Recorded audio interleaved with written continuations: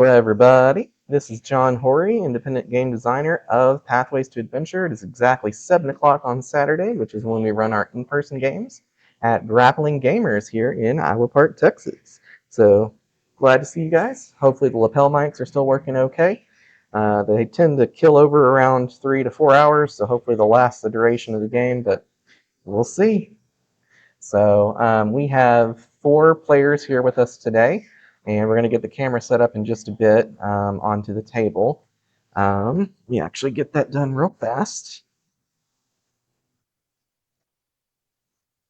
So we actually have character sheets now, which we are super stoked about. One sec. Oh, I pinched myself. Let's make sure we can get a good view.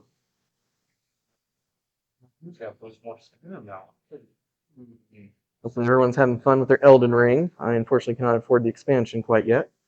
But yes, so got our table set up. And yeah, that should work. So you guys want to take the stick of truth and just give a brief description of your characters and what name you like to go by. You know, you can make up a fake name if you don't want to use your real one. That's fine too. I am Slade, the rogue human who does not try to dig buttholes in here. Not intentionally, anyway. Yeah, not intentionally. I am Vigo. My character is Blunt Force. He's a dwarf cleric and is very erratic and doesn't know what he's doing half the time. Sounds about right. I'm Jade. I'm playing Lady Ivan, the druid cat lady, and I'm just hanging out. Just here to have fun. I am Zayden, and I am a necromancer. My abomination name is Terror. Terror? I like that. That's cool. And what's your character's name? Still working on that? Yeah. All right, we'll get that figured out here in a bit. Alrighty, that's our talking stick to make sure everyone can be heard around the table. We've had a lot of fun with the talking stick, so yeah, go ahead and mute the stick. There we go. All right, and so we're just getting everything set up. We have a new character sheet that I can show off. Let me pull up the screen real quick. It is not showing the rest of the screen. Oh well. Well, we will show it off later. Switch back to the camera. You can at least hold it up and show what it looks like. We got them printed off. And they actually look quite fly, if I do say so. Our friend recently finished it about 30 minutes before the session, so we're going to have all the wording filled in by next week for sure, hopefully before our game on next Tuesday, because she's going to be playing in it. So that said, we are getting ready to get started. Let's go get our miniatures out, everybody. Do you know where they're at to grab? It should be there, but I'm not sure. Here, I'll go grab them with you real fast.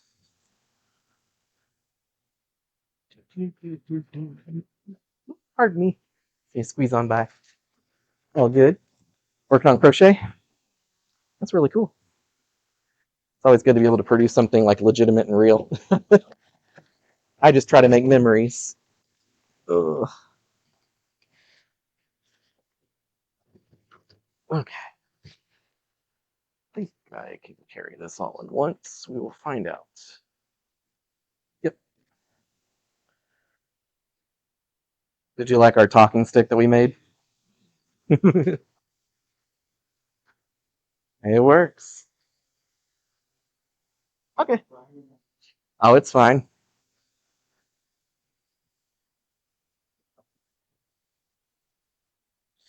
All right. If you want to come find your minis over here.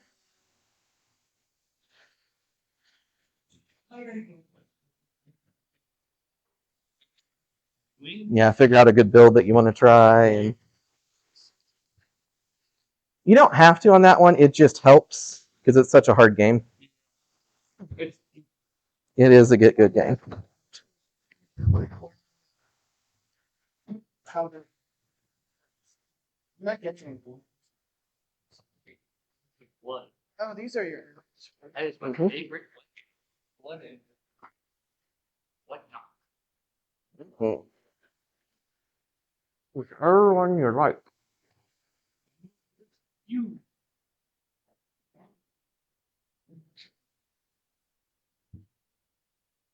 That doesn't cover too much of the screen. Hey, we have a viewer. Hey, viewer. Feel free to ask anything in chat. You always love to explain stuff. Blossom, Stinkroot, and Willow won't be joining us today because they're doing family stuff. But we do have Slade here. We have Lady Ivan.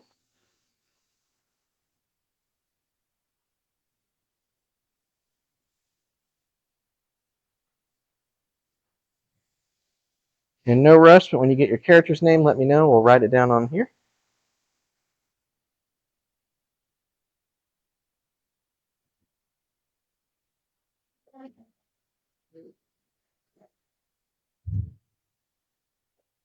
And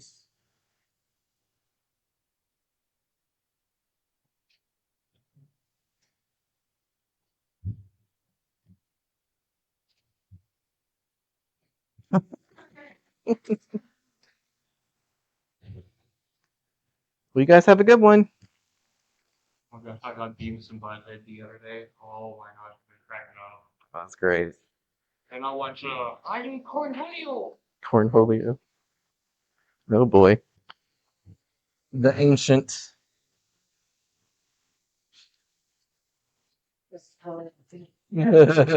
Like, we watched this and enjoyed it. Yeah, Ren and Stimpy is straight trauma.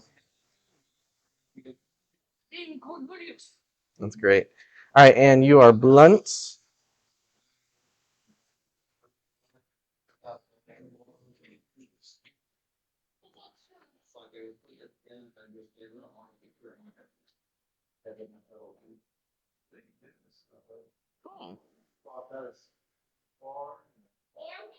Any idea for your name yet, bud?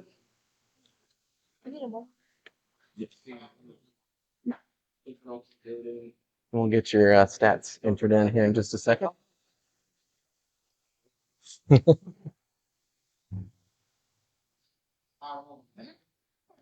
Nice. Like, yeah, that's stuff that you.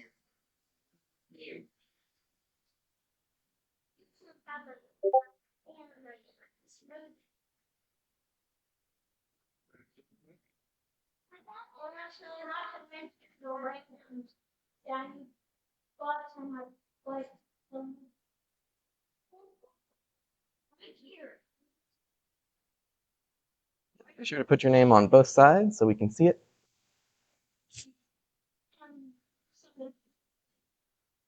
Okay.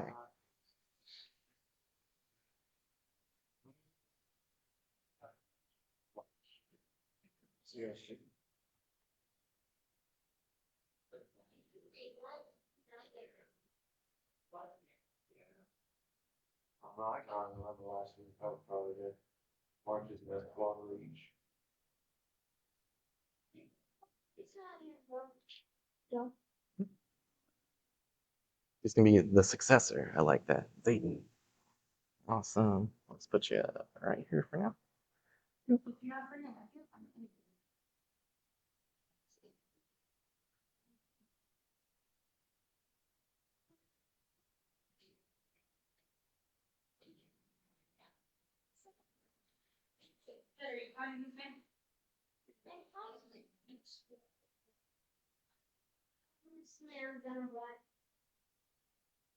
Okay, Zayden, I'm gonna pull up the necromancer stuff for you. And we're gonna have it.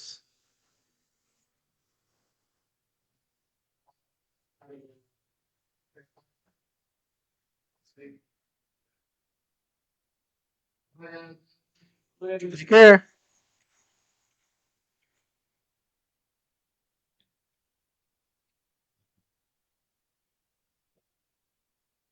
All right, man. we have all your stuff there. You can scroll up and down for it, and I'll get your character sheet finished for you. Yeah. So, just for fun, can we try turning the lights out just to see how it looks? If it's bright enough for us, or if it's going to be too dark? It'd be easier to see the screen, I think. I think for now that works. What do you guys think? Okay.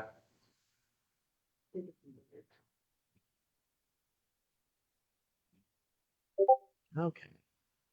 That'll obviously come later in the game. Yeah, for sure. Yeah, we just did to try it out. No, it's all good. Going to warm up as long as we can. The dog face in. Scary.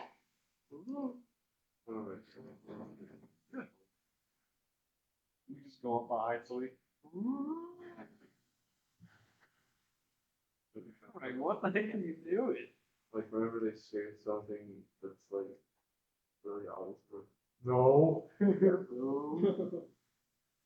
You talking about?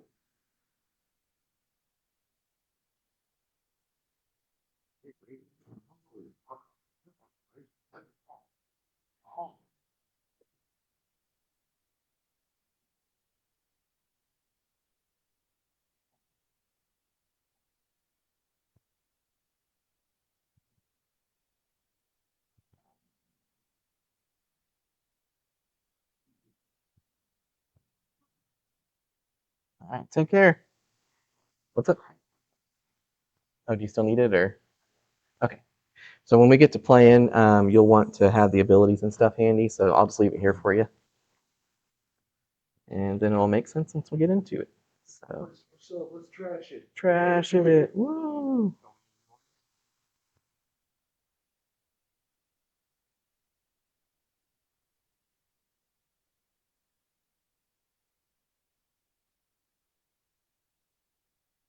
And what's the address here?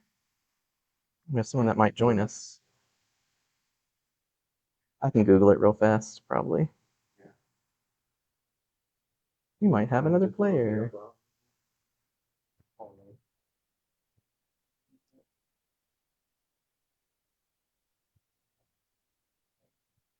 I'm like, yeah. Like, I should have posted on Snapchat. I'm pretty sure one of them followed me again. Yeah. I'm rushing all that. What was you doing, man? We don't talk about that. We don't talk about that. Don't talk about that. In fact, that was the whole hero and Jada thing. Like, we do not speak of this. Don't speak of shit. That is forbidden. No. So I need what? Oh, I already got it pasted. Now it's all good. We might have another person joining. I'm not 100% sure. I forgot that this person was local. I was like, oh, yeah. Okay. I forgot somebody even asked on Facebook for D&D. I was like, oh. I mean, I knew it was. Huh.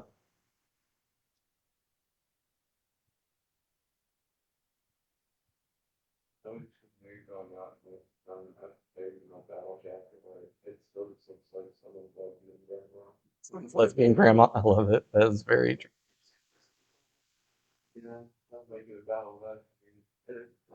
Why does it keep wanting to open over there? OBS, why? Maybe that would more like fun. Probably feel like a different thing. Hmm. Yeah, I'm not really fine. Yeah. Honestly, I don't need it. That's I should just do that. Oh no, then it does that.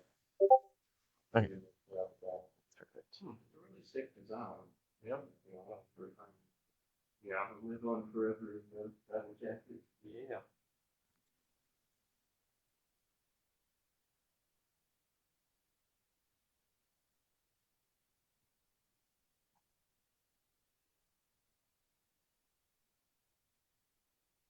Dog sitting in progress on this little speed up glider line. Yeah, for sure, for sure. Alrighty, so hopefully our one viewer has not been bored to tears. It's probably somebody here. Probably you. so that's fine. Okay. So, who remembers where we were last time? Big, huge cliffhanger. It was a big, huge cliffhanger. You got your mini? Awesome. You got the cool one. We were going. Was it Paradise? Yep. We were going to paradise. And did you guys just now pop out of the portal? Is that what it was? Or did your boat land in a... We got to going. Oh, yeah, the explosion happened, right? That's right, yes. Okay. That brings me to where we are then. Foundry going. It'll make it easier for us to see.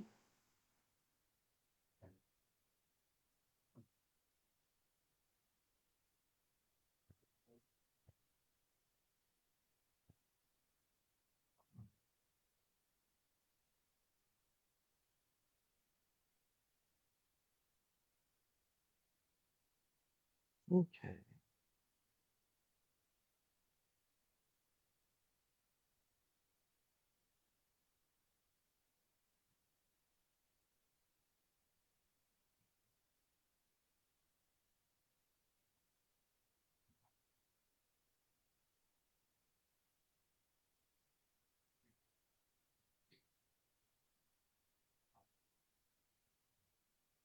Okay.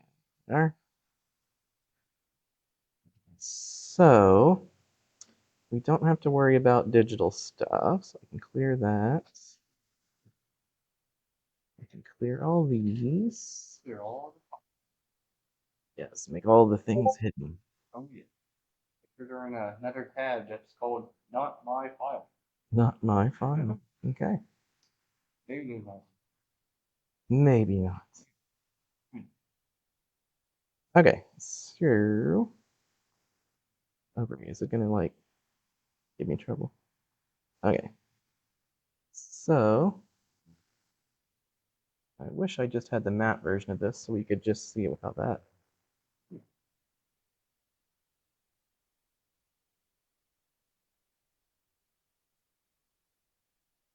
Lady Ivan Venus scale, they sneak in there. Is it a good scale with the 1-inch squares? I can zoom in and out. Yeah, that's about right.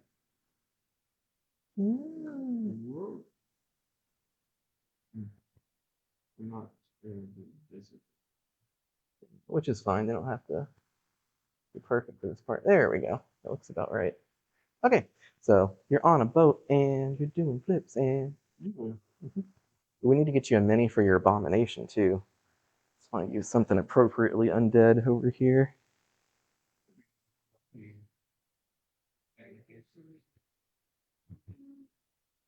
True. Let's use this gentleman for your abomination for the moment.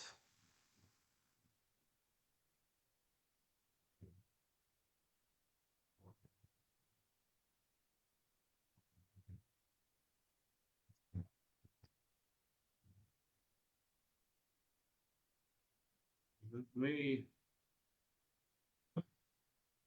Or James. Is it Jane? Is he joining? Okay. So we are on a boat. The explosion happened. You wake up and you were on this boat, and it's very, very weird. You are surrounded by water as if it is a giant tube and you are inside it. So there's water going up above you and around you to the sides and under your boat. And it kind of glows greenish, a little teal, kind of a tealish green. Take a red pill. Take a red pill. Right? Yeah, this one's not fun. Yeah, something's going on here. When I wake up, Hmm. Yeah, not this one. This weed is something's off with this batch. And so you also notice you have a new friend here, hopefully a friend. You see a person in white robes with a golden mask carrying a staff, and he's got some abomination with him, something that you've seen other necromancers in your travels have as his faithful servant, so it's at least a little familiar what he probably is. Definitely a necromancer. And what do you do seeing this new person?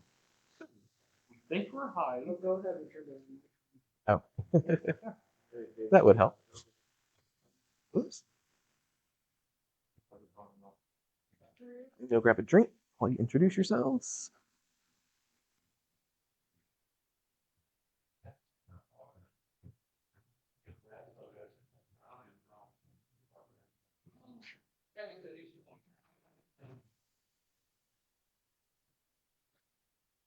There it goes. How much will that be? Hey. How much I owe? Players are getting drinks. Got to stay I came hydrated, homie, prepared. with our caffeinated beverage. Looking for something, or did it get? There we go. All right, and I'll start filling in your character sheet here in just a second for you. But for right now, you have found yourself on here, and you have been a farrier before. You've ferried people from across the river Styx, from where they die to where they're supposed to go in their afterlife. And you're a celestial who's been doing this for quite a while. It's been your cool job. You've liked it for the most part. But this is not the river Styx, and you've never seen this place before. You were doing your job, and suddenly there was a branch in the river that opened up, and you were trying your best to swim your boat away from it. And before you know it, you got sucked off the rope and then ended up here. And then you turned and looked, and these people were just there out of nowhere. And they were not guests that you were ferrying across the river. So, let me get it straight. We think we're high here. We don't know how we got here. He's here with us. Check your buttholes. All of our orifices are fine, thankfully. Yeah. Can I borrow that pen? And I just have a natural predilection of really hating necromancers because undead and Cleric and cleric things, and their magic is just completely terrible. antithetical to yours. Yeah. So I'm just like, I turned around from the boat and I'm just like looking at this guy. I'm like, you need to get off this boat. Get it. One shall, two men enter, one shall leave. Indeed. I don't know. I'm just kind of looking around, confused. Day is confused. And there seems to be some movement in the water. Um, You check it out with a closer inspection. Oh, can we give him some dice, by the way? We have dice to share? We do. We should have dice somewhere here. All good. You only need 1d6 to play Pathways to Adventure. All right, let me get your health points in here. So 14 plus 6, you're going to have 20. We are level 2. Your armor, your defense is going to be 8.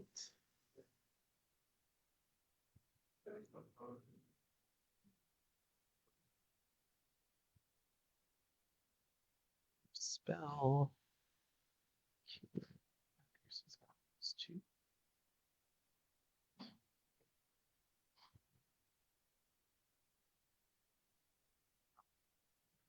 Okay, so your mind's going to be 3. It's going to be 2. Here it's going to be... Okay, you're going for it. Well, that's a perfect.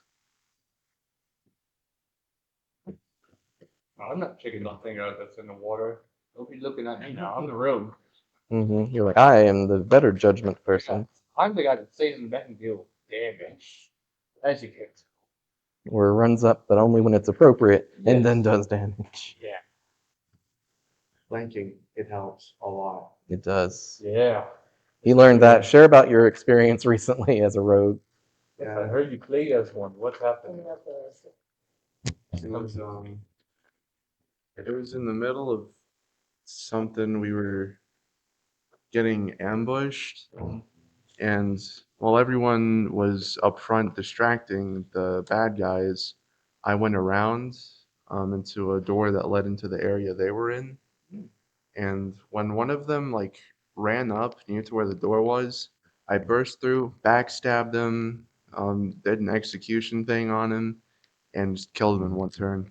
Yeah, and he was like a very high armored tank, the Shadow Knight that I always like to use. Oh, yeah. And he just comes up and just like basically like backstab again. Oh heck, might as well execute. It was brutal because he literally did not see it coming. Rogues are fun. I'm a dwarf in heavy armor. There's nothing I can do other than just look at whatever movement might be out there. Yep. I'm not going to jump out. I would think. That's great. Come on, now don't get you. What's me? Clinch. The water rusts my armor. Just put your finger.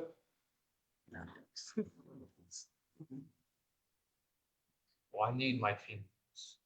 Okay. You go So, first. being a little closer, it is in fact a dolphin I that breaches the water. Do you? Okay. Go ahead and take your attack roll. I got 4. All right. Which attack were you using? Shoot. Precise shot, maybe. Yeah. All right. You hit the dolphin, and it starts to sink a little bit into the water, still alive. And the next thing you know, after it gets to a certain depth, it becomes ground into a fine dolphin paste of meat as it hits something and just goes right in the water.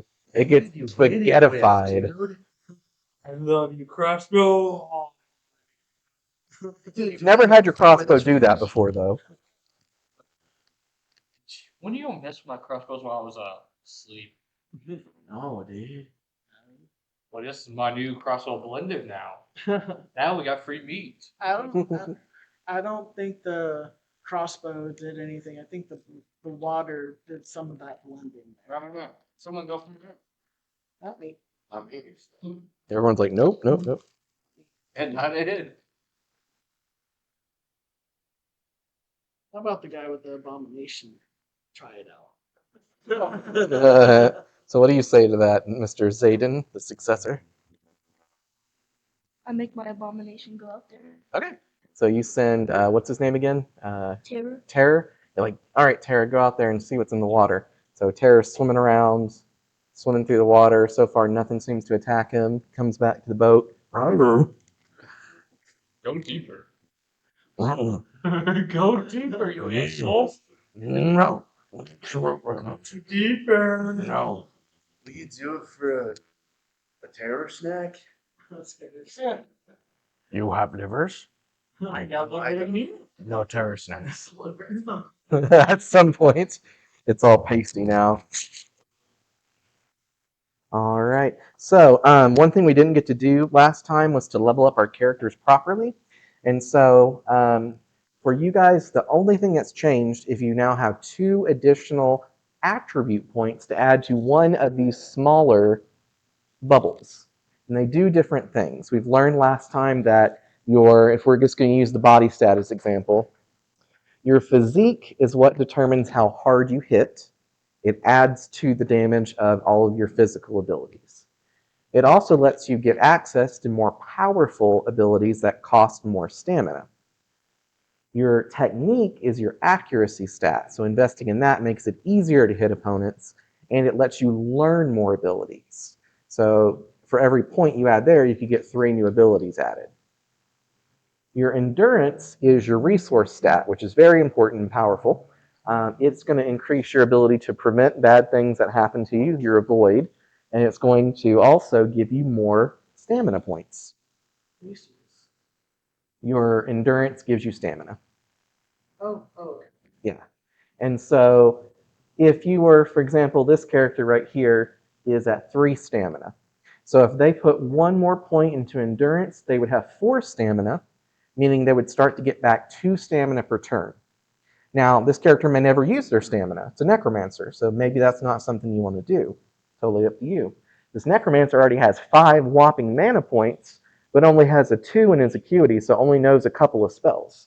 But it also has 5 in the intellect. So maybe he wants to put 2 points here to make his spells more accurate and get access to more spells. That might be something he wants to do. Maybe he wants to really double down on intellect and just get even more powerful spells and do more damage with his spells. Either way is a good way to play. It's however you want to do it. Maybe he's tired of only having one resolve point and wants to get some more morale so he doesn't become demoralized, the instant a ghost spooks him. All sorts of options. So if you guys want help, I can help you. Otherwise, if you kind of know what you want, I know for UV, you probably want to make sure you have at least 3 endurance so that you have more stamina. Because I think you probably have 2. 4 physical, 2 endurance, and 2 technique. Did we do this after leveling up? No, that's before leveling. And your health points will be increased by your class amount. So it's going to be 8 plus your class amount times 2.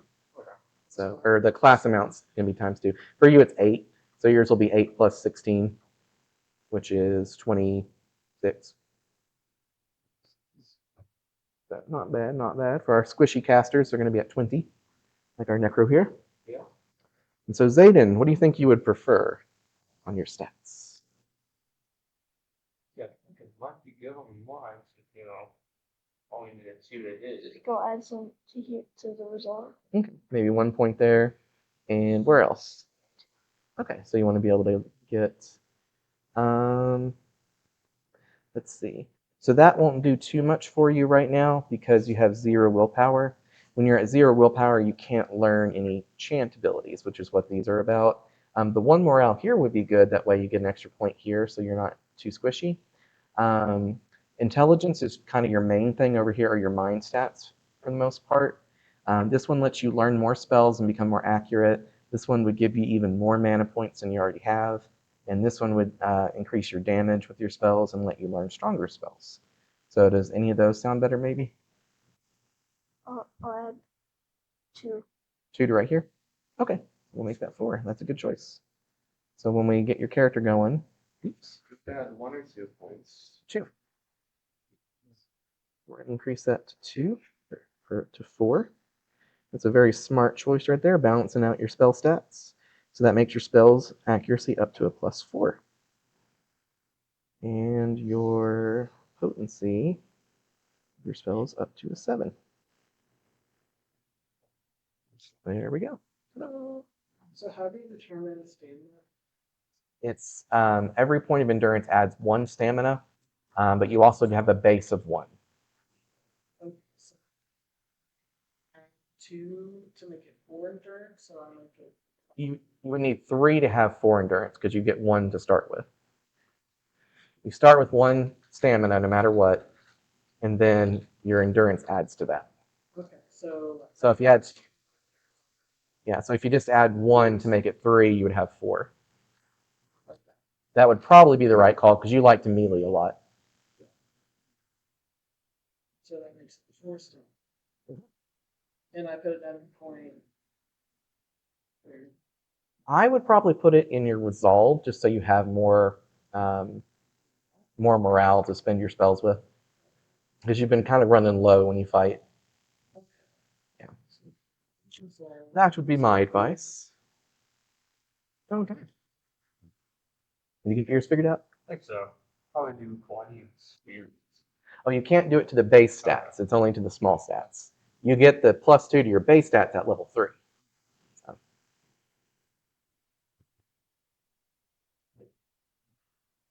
I got mine figured out. I added to willpower and attunement. Nice. So anytime it says like on the damage of abilities or healing, it'll actually say willpower now instead of spirit like it used to. And so it oops the power of your stuff. Yeah, I figured getting big damage. Yeah. Big damage, best damage. Indeed. And for you, we'll figure out what spells we want to add later. So when we take a break. Okay.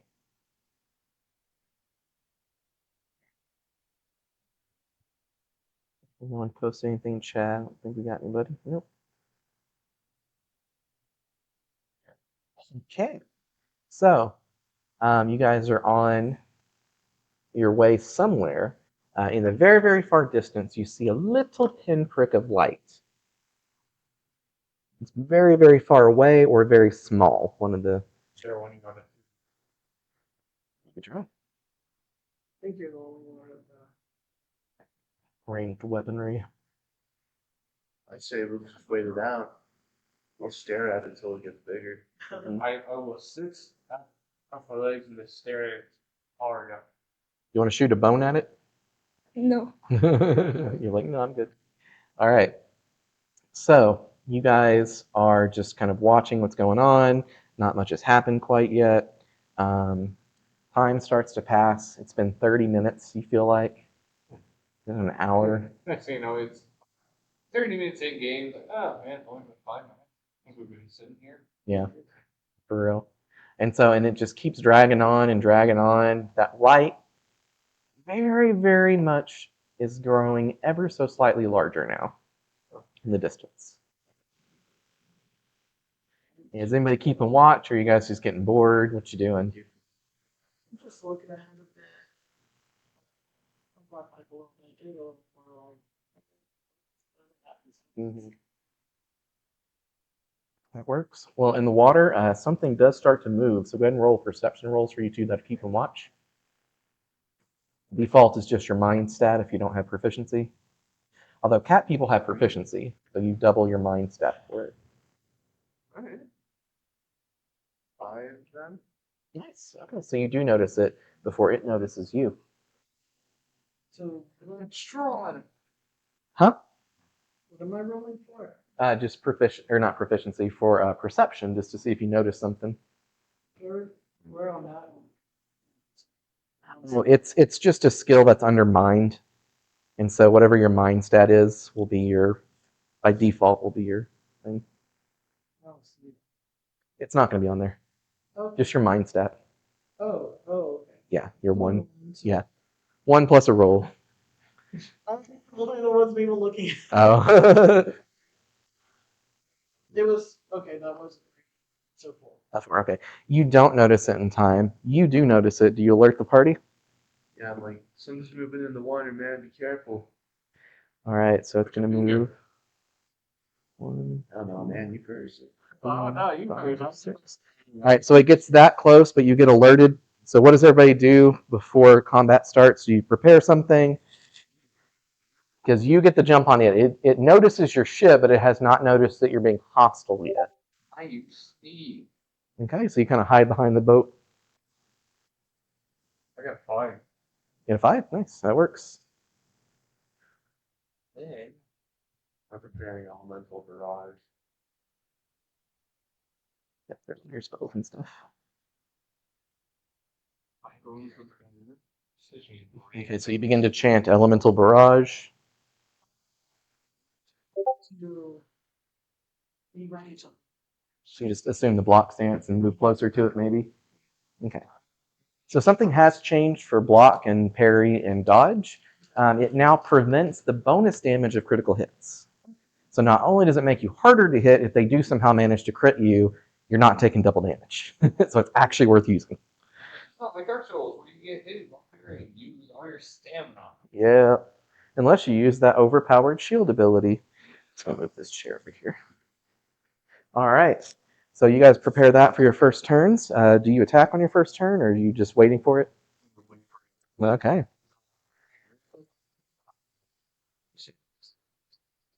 Yeah. I was going to say, where are you moving to? I'm just moving towards it. I'm right here. I'm going. Okay, so you just position yourself closest towards it. Yeah. Who's this one? Hmm. Okay. Do you want to be a bit behind? Yeah. Okay. And you are just hiding over here as best you can. Where do you want to go, Zayden? Right here? Okay. So you assume the back of the boat. Okay. And where about your abomination? Where do you throw him at? Good old terror. All right, just stick him right there in the middle, ready for anything that comes this way. Awesome. Okay, we'll put the stick here. So now we're going to roll initiative, and everything's going to happen initially, then we're going to start combat. And so it moved in 6 squares. It's going to move in another 6. Let's see them.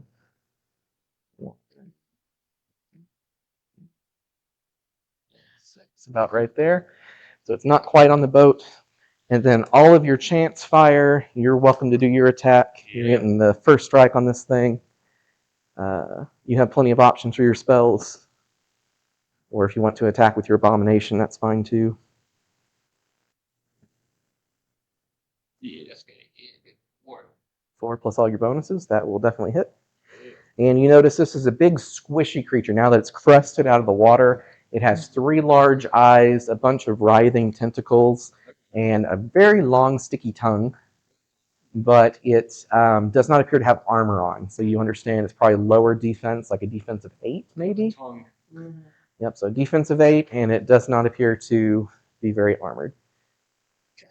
I rolled a 1. We get to roll it 3 times for barrage. True. A 4 for that. Do we have another dice somewhere? I have a great looking thing. Sure. You'll find one eventually. I've got my own, but I was just like, I'll just do one of these real quick. The bag of dice.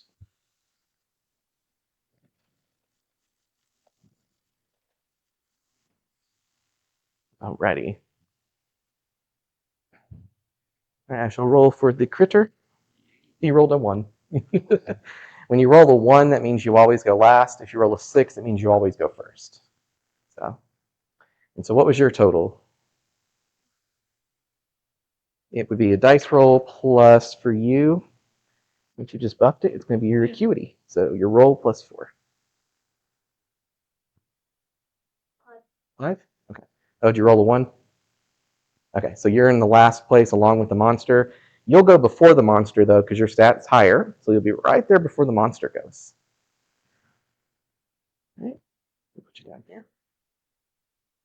All right, what was everybody else's rolls?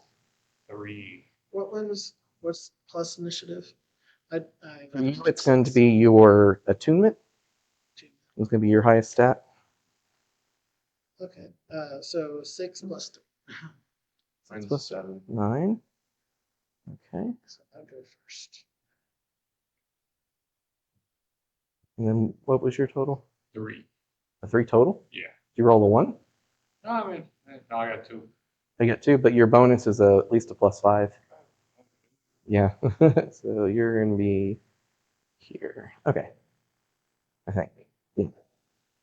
Yeah, she rolled a 3. Okay, perfect. All right, so Blunt, Slade, Ivan, and Zayden, you guys technically go all before the creature, which means you can do a team-up turn to decide who does what when, or you can go in that order. So what do you guys prefer to do? I think we can do more damage when we team up. Yeah. We always do, anyways. Right. I'd say I could go first since I'm doing a pretty big burst of damage. Yeah. And It's then like you can party. Each do hit attack would be also? 15 damage. Yeah, it hits for sure. Which I'm hiding, so it's better than this. And if any of you have abilities that can control it or debilitate it, I'm just throwing lightning bolt at it for first turn. all right. Throwing your 3 lightning bolts, let's roll those attacks. All right, 3. And the plus 10 is on there as plus to hit, right? So I have pulled the accuracy on a lot of them since they cost a lot. Oh, the other thing is if you roll a 1 now and fail on a spell or you fail on a chant, it does not consume the resource. Because I felt that was not very fun. So, does that sound better, do you think? Or Yeah, a little. We'll have to play with it and test it, yeah. 13, 15, and another 13. All right.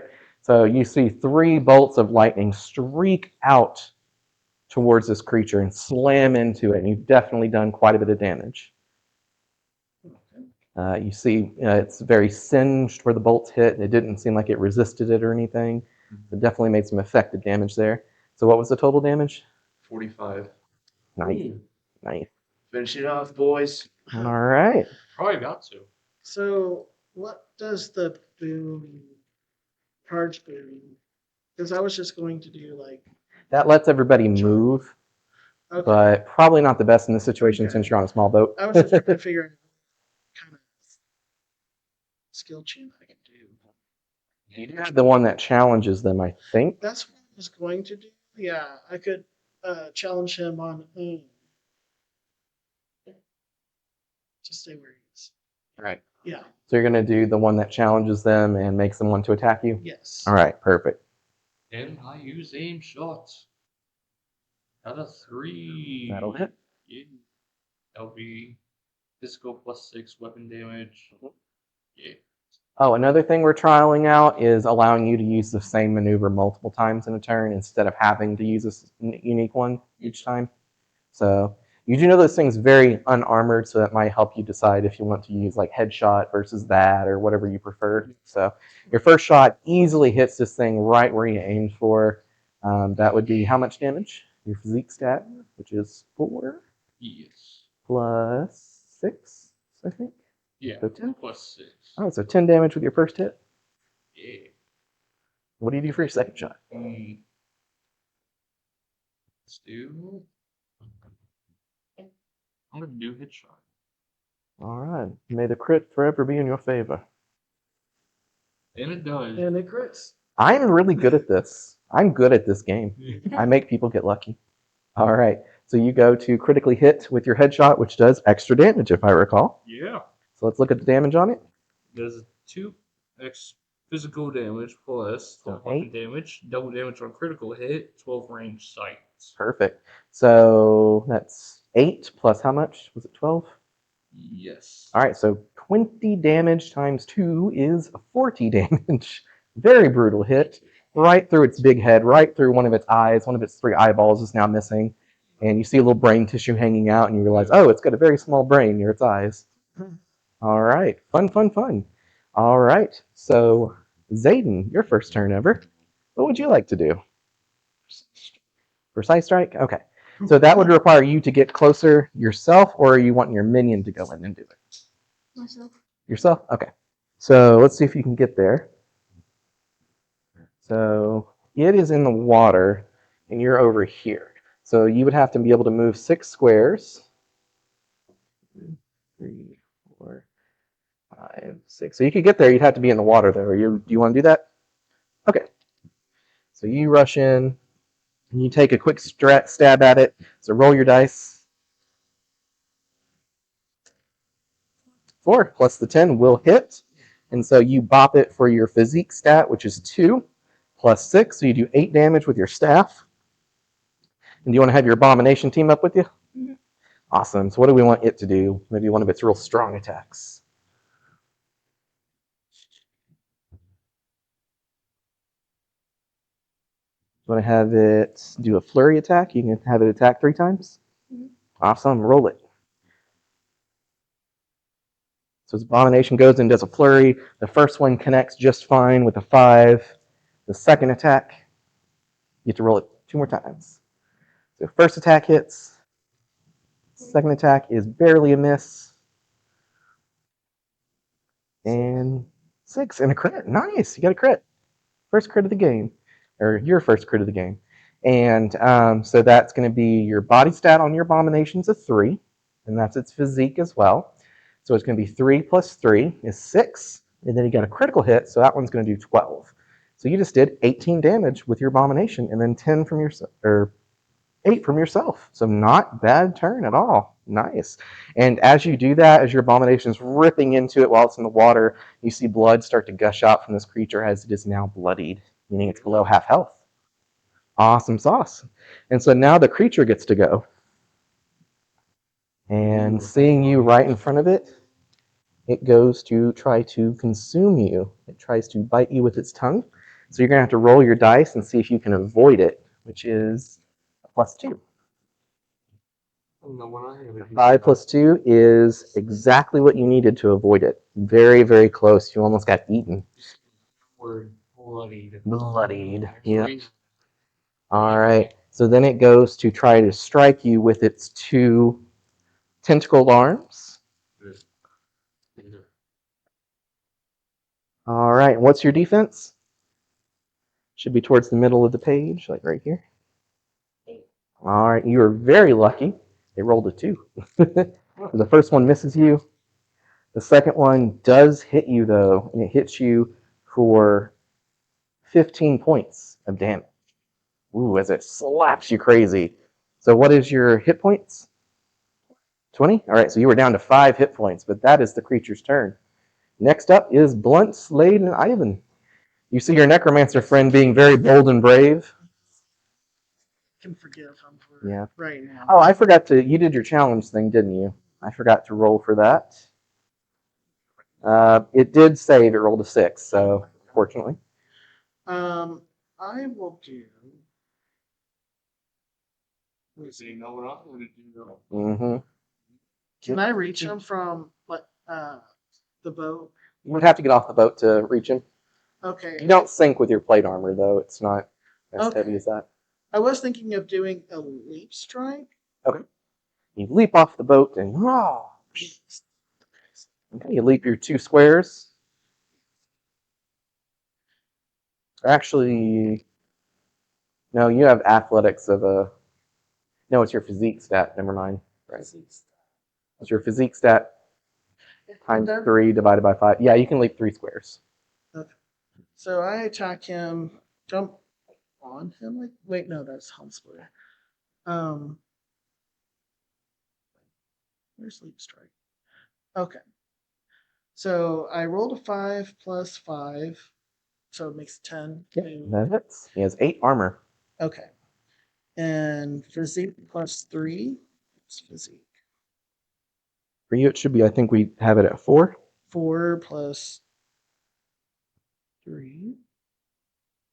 Okay. So that's 7. Weapon damage per 1 distance leaped. Leap your jump distance towards creature, max 5. Yep. So for you, you can go 3 feet. So Okay, so I leap striked him. What was that? 8 damage? I think it's a little more than that. It should be 3 times 3 distance. That's 9 plus 4. It doesn't say what the damage is. It should. It says physique plus 3, weapon damage Times distance. per 1 distance leap. Yeah, so you leap 3 distance. Okay. Yeah. So physique plus 3. So it's 3. So 7. The physique's flat damage added to it, so that's 4. And then you leaped 3 squares, so that's 9 damage plus 4. It's a little confusing. Yeah, but I'll need that reworded. Yeah, it's fine. Okay. So basically, it's 9 plus 4, so 13 damage. Okay. All right, not bad. Not a bad hit. Execute. You're going to die. Execute. Got a 2 plus 5. A 2 plus 5. That's plus the 5 from execute, right? I think. Yeah. Okay, yeah, so that will hit. It would not have hit if not, but yes, that does connect. And so how much damage does that whopping thing do? Probably, I think we did. What was it, 60 last time? Physical plus 6, weapon damage, double damage versus bloody state creature. So your physique is 4 plus 6 is 10 times 2 is 20. So not bad for 1 hit. Yeah. All right, that was your first strike. You gonna double up on it? I can. You can do it too if you've got enough stamina. Yeah. Do it You again. can get half your stamina back per round, round it down. Alright. And I get a 5. A 5 will work. All right. And this thing is barely hanging in there. If you had to guess, it probably has less than 20 health points left. Yeah. All right. So Zayden, man of the hour. You gonna finish this thing up before it kills you? All right. So your abomination does no execute. You want to have it pop that off twice? Awesome. So go ahead and roll for your abomination. Good old terror. Oh, the 1. Oh no. So the first one, he goes into it and he gets batted away from a tentacle and he has to swim back closer. Roll again for the second execute. Let's see if he finishes them off. Another 1? Oh no. I'll give you DM's advantage as a new player. So roll again. Might need a new dice. I know. A 5 will hit. All right. So your abomination leaps out of the water. And how does it kill this thing? All right. So he goes in and just goes and starts biting on the eyeballs and then just rips it off. And the moment those 3 eyeballs are ripped off, the whole thing stops moving and it starts floating down and down.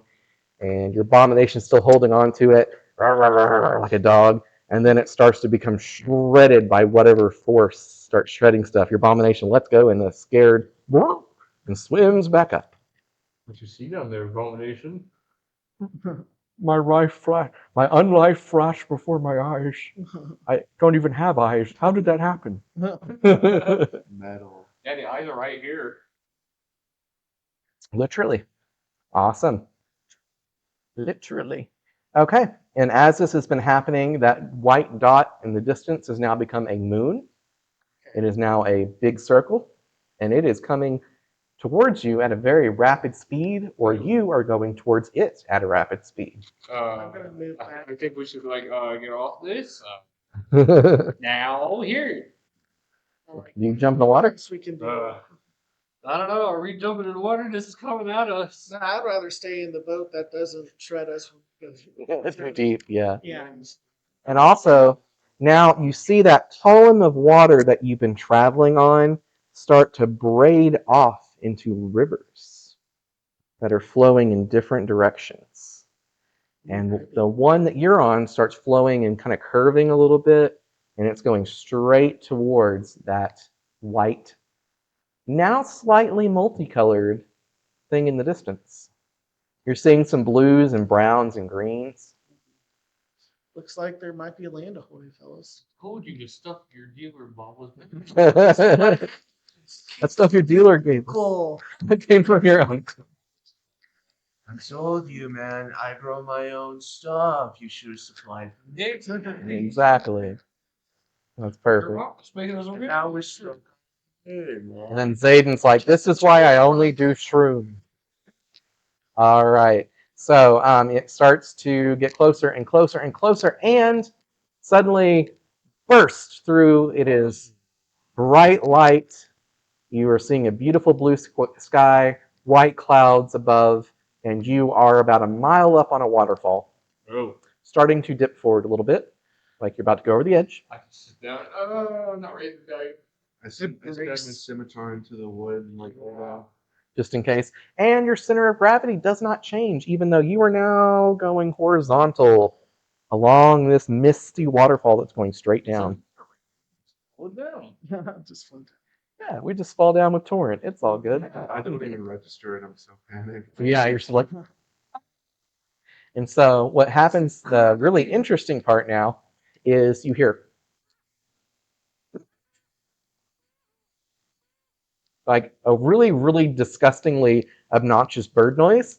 And then you look up and you see these exceptionally fat, rotund even, birds with tiny little wings that are entirely too small for their body to keep them aloft, but somehow they are flying. And they are beautifully colored with rainbow plumage that seems to shimmer in the light of whatever celestial body is giving off light in this place. And about 2 seconds later, a naked, skin fleshy, dragon-like creature, almost like a wyvern, but different, like you've never seen before, flies in, does a screech, and bites them both in the air and consumes them in one mighty gulp. That was my kill. I guess we can We understand that's a pterodactyl. Your characters do not have a point of reference for a pterodactyl. Naked. The naked flesh dragon. What the heck? I'm so free. This is a family channel. We're so. You know. Why did you do this to us? We said it was barrel aged. Yep. Barrel aged. I don't I know. love it. It's not real. That's perfect. Feel this. So, looking down this waterfall, you realize it's now just pure mist. There's no water. If you were to reach your hand over, it would feel like you're touching clouds. And it is going just straight down towards a misty, what you only can assume and hope is a lake. And off in the distance, you see a white-walled city just barely before it becomes consumed by mist as you are dipping down now into the mist after falling for about what feels like 10 minutes. I, out of character, don't know like the dwarven like pantheon stuff, but I figured my character is just like thinking this is the Holy Land. Yes. I have arrived. I love it. I love it. So I'm So, like really proud and just like Funny. we made it. We made it, fellas. we made it. We're where the afterlife should be. A proper dwarven afterlife. No, I just want to see him. This is the inner construction of my soul if I were to simply let go of my ego. Love it. I love it. Enlightenment has found me, dude. That's perfect. All right. So, with that said, your boat is approaching the water, and as it touches the water, it immediately rights itself, and one singular ripple ripples out from the boat. And unlike most ripples that would stop after a while, this just keeps going and going and going, getting bigger and bigger and bigger, and travels off into the distance through the mist. I make more ripples with my hand. Yeah. You try to, but your ripples just dissipate after just the smallest of distances. And then Is this you? it's almost as if the lake itself is resisting being moved. Oh. And you touch it, and it's almost like kind of like thick water, if you can imagine like that. It's almost like gelatin, like you can put your hand through it, but when you pull it out, it's almost like it snaps back in place. But it feels like water otherwise. Yeah, we're in the Matrix, yo. It's Take the a Matrix. refill now. Camera guy, what's going on? I'm just looking at the water. I'm like, this sort of reminds me. This is weird. Take it closer. Oh, perfect. It's resilient, just like my inner self when it faces turmoil. I'm learning so much about myself today. That's great. I love it. Okay, so the mist continues to broil. You have been stationary. You don't feel wind. It just feels like it's been 10 minutes, 15, 20, 30 minutes pass. And then your boat starts to suddenly move at a very steady pace. Oh, The mist fall is leaving behind you fairly soon. You don't see it anymore. You can just make out that there's a sun or something giving off light up in the distance. But otherwise, you're just skating along this glassy lake in the mist. And I'm just like, we're getting closer to the city, so I'm just like, really like taking it all in. And I'm really getting this. We've been here for hours. I see the city getting a little bit bigger. I mean, Well, it you was can't see the city yet. Okay. Yeah. It was like hazy. Yeah, it's very, very, very misty on the I mean, lake that's that you a find. city. I'm not trying to murder it. And I'm like convinced this is like the dwarven version of Valhalla or something. And I'm Yeah, you were just like, Wait, you are so, it's so you are beautiful. drinking that Kool-Aid. Sorry, let me fix. And there's no oars on the boat to make us go faster. You can always try paddling a little bit on the side and see what happens. Do we have oars? No. This is why we have I have to put my weapon in the water. I have my staff that I use for my chants and stuff. So I'll just Yeah. You assist with your staff too, Zayden? All right, so you're both trying to row, and you row, and then something, it feels like you hit something, and you hear, something's in the water. You're good. staff it. The water's weird. Water is weird. What kind of sorcery is this? This must be you. Usually it goes away by now. Come on. This is some long-lasting stuff. All right, and so, what else? So, after hearing that ouch, you look across the bottom of the boat, and you think for just one moment you see a foot, a leg, or something kind of clear just flipper a little bit. Just No, kind of flipper. Mermaids. Hey, I would not go down in the water with you. Okay. wasn't planning on it. They're going to try to kill you. So we might try holding the lapel mic a little closer to people when they talk. Yeah. It's been a little bit hard to hear people at the table. So. Okay. I'm just looking at them, observing them, seeing if there's any threat, if they are a threat to us, and see if they have any sort of sentience at all. Like, Okay. Can we talk to them? Maybe. You can try talking to him. Yeah. I could just be like, hey there, what are you? A little head pops up from the side of the boat.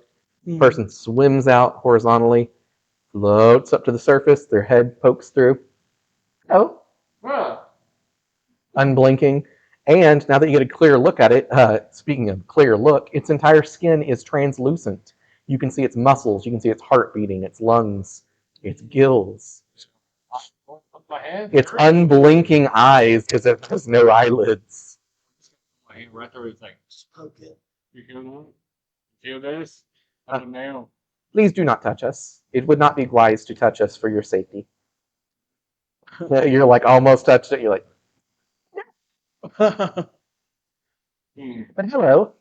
What are y'all? How are y'all? We are the unseen hand of the misty mirror. We are great today. How are you, and whom are you? Who are we? We don't even know. I mean, I know what I am. Let's I see. think this is Valhalla, but This is not Valhalla. We do not know what Valhalla is, but this is not it. What happens if I didn't touch you? Name's Lady Ivan. I am so confused right now, dude. It is a pleasure to meet you, Lady Ivan. Yeah. There's so too much plots, and you can't tell what's real or what's not real. We are very much real, as are you. How do we know that? No. We can assure you. Some of your kind like to slap themselves or pinch themselves. You know. Here, see what stat feels like. All right, so Zayden, what do you think about these weird guys? What do you say to them? You want to kill them? All right, you're welcome to try. So far they have not been hostile though. So far, they seem a little friendly, but very awkward for sure. But you don't trust them. Sounds like. No, So what don't happens trust if we do touch you? you could potentially become like one of us, and then would have to become one of the unseen hands of the misty mirror. Yeah, I don't want to be. Yeah. We did not think so. Ha ha ha! It laughs very awkwardly. Mhm. That's style. Yeah, I don't really vibe with that. I like having visible skin and stuff. Yeah. Not floating in organs everywhere. And being able to go out of the water for prolonged periods must be quite handy. Ha ha! That was a joke. We have flippers. They have web hands. You can laugh. How Hehe. where are we going? And We are performing our sacred duty to take you to the city. You mean a ritual? Not a ritual, just a sacred duty. How many are you? 20 heads pop up from the below the boat. We are 20. I think it would be going faster if there were 20. We did not want to alarm. Alarm! We've already Some have attacked us before. We try to be subtle. Your staff hurt Frank. You see Frank, he's got like a little like swollen spot. My bad, Frank. Frank says it is okay. You meant no harm, I hope. Nah, bro, I didn't. Why didn't you well, I don't know, try to hurry up and peek out and say, hey, we're here. Bro. Again, some have attacked us in the past. We're not sure if you would be hostile or not. Bro. This one You looks can quite say please. intimidating, points to Zayden.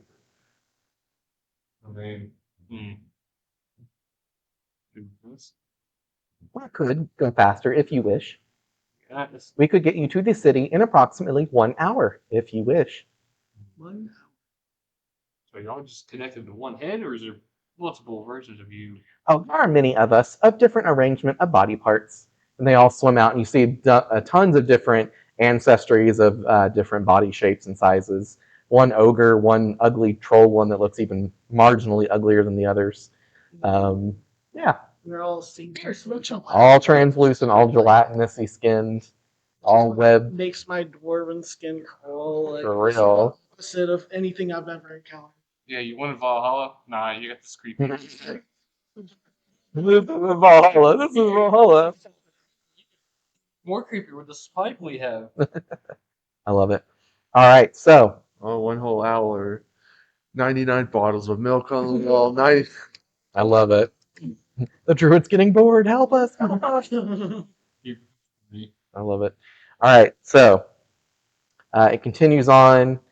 You know, time passes. You start playing cards with Bob as you do, or not Bob, sorry, with Terror. You know, he wins sometimes because you let him. you I'm know. just singing like little dwarven hymns or whatever, just to calm myself and sort of dissociate from everything I'm seeing. Yeah. Knife and just see. Okay, I think he's 50 bottles of milk on the wall. 50 bottles of milk. One of them pops their head up.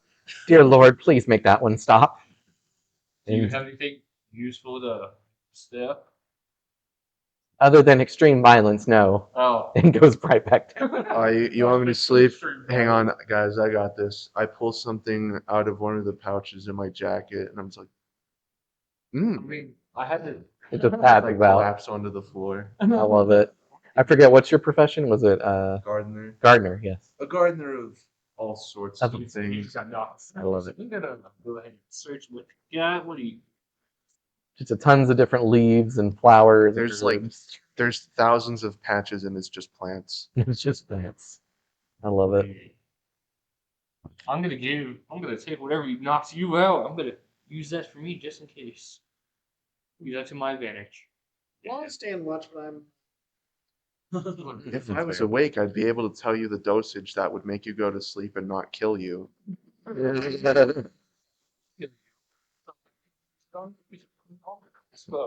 And remember, kids, any drug is a lethal one if in a high enough dose. Exactly. Anything. Now I need more of that. All right, so you start to see the city appear through the mist, and it is marvelous. Much like this theme screen, it is curved outwards with two walls, and in between the two walls, you see a pair of large statues of two women. The one on the left, when you gaze upon it, you feel feelings of warmth, of comfort, of motherly love, of protection, of pensiveness, of thoughtfulness, of research, of faith. You feel all of those emotions at once. She appears to be wearing a cloak, holding her eyes where you cannot see them. She has a small but subtle smile on her face, and she is holding a shepherd's crook, one of those staffs that's got the curly part on it. Get your weapons. I like that smirk that she had. And then to the right, you see a woman baring her teeth like this, like, yeah, she's just ready to tear into something. And she has a very large sword, pommel up, blade down to the ground. She is wearing nothing but a lion's robe with the shoulder has the lion's head. And it's a white lion as best you can make it out if the statue is supposed to represent her. And you get feelings of ferocity, a mother's rage to protect her cubs, the feeling of battle, of victory, of slaying your opponent and watching them crumble before you. All those fun feelings. And then further in, you see a third statue start to appear deeper into the city, and it is a centaur. And she is holding a map in front of her, and she's got goggles on. She's got a really a fun grin, going, and you get feelings of wanderlust, of wanting to travel, of seeing things for the first time that no one's seen before, of delving into hidden dungeons, of discovering treasures of immeasurable wealth. And you feel those feelings looking upon her. And otherwise, you now see that you are entering into a dock, and I need a perception roll from everybody to see if you notice a particular interesting thing. You're still snoozing? All right. Perception would be Mind. Mind. Okay. That one. Plus one, so two. Okay. Got it too. A 2. A 5. Nice. So you notice this. Of all the party members, you notice there's this strange contraption. It's a buoy on the water, and it's attached with a large bell hanging off. And you put 2 and 2 together and think, that ripple would have gone across that whole big lake, and it would have moved that buoy and would have rang that bell. So they knew you were here. Oh. And so that 30 minutes where you were waiting for something to happen and nothing was happening, that's probably how long it took for those little swimmer guys, the unseen hand, to get to you. So you are expected company. And as expected company, there is a person. Guess we're expected. I've got to stay behind y'all. I'm gonna have my day. You pull up her image. There is a woman A very dark complexion with blue eyes, white hair. She doesn't appear old as much as she appears wizened. You know, it seems like she would have seen a lot of stuff in her day. So I'm gonna take stick duty for a moment. Yep, stick duty. I'm gonna plug this in because I want to make a menu of my character. Nice. Session when I have more battery life. Perfect. All right, and speaking of characters, let me pull up her image. You see.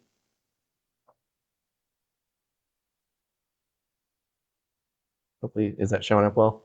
A little bit, yeah. Yep. You see Madame Eva as she introduces herself to you. Hello, my welcome guest, my young mist fallen. We greet you.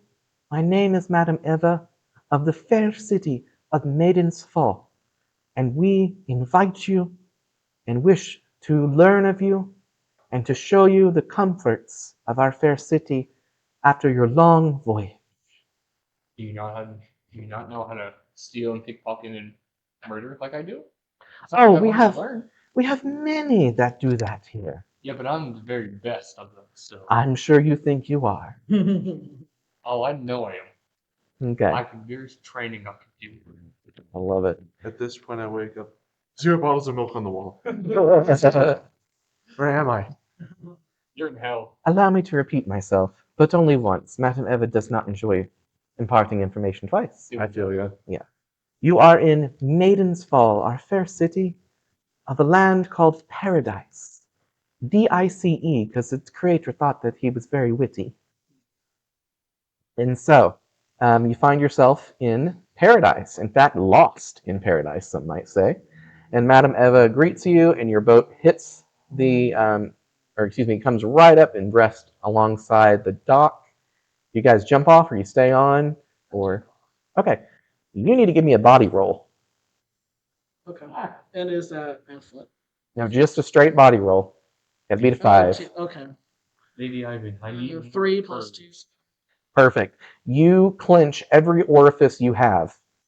You almost throw up. You almost poop yourself. You almost pee yourself.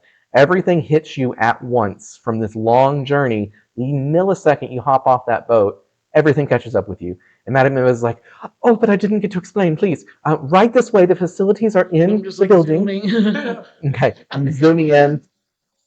All right, and you rush in. You take the first door on your left. You open it. It's a black abyss. You do not care. You go in that black abyss, shut the door. What does your perfect bathroom look like? I don't know, like hot spring, like natural hot spring. Okay. Yeah. You immediately find the toilet. Everything Yeah. cleans. It even has a bidet. It's great. Right. Yep. Hey, bidets are awesome. Do not knock them until you've tried them. They are the best. And so, So I'm just telling myself I'm gonna be in here for a little while.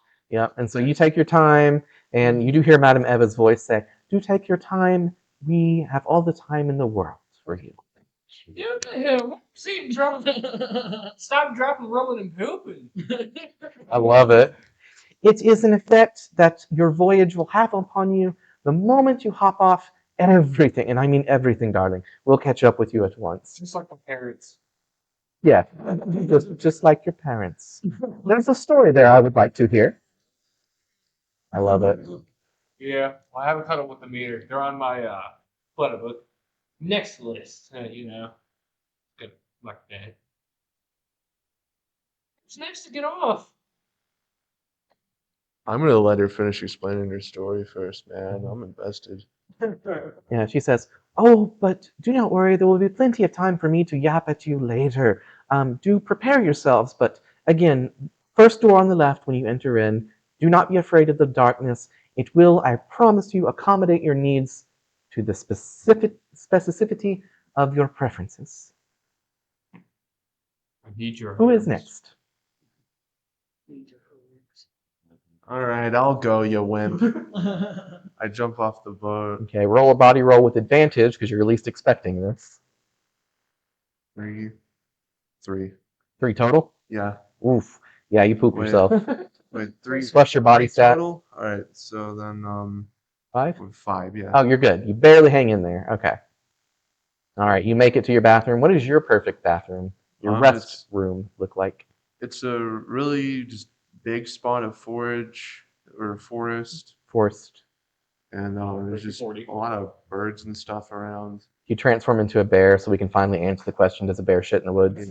Yes, I Like love it. it takes the exact form of like where I usually go out and forage for herbs and stuff. Perfect. I love it.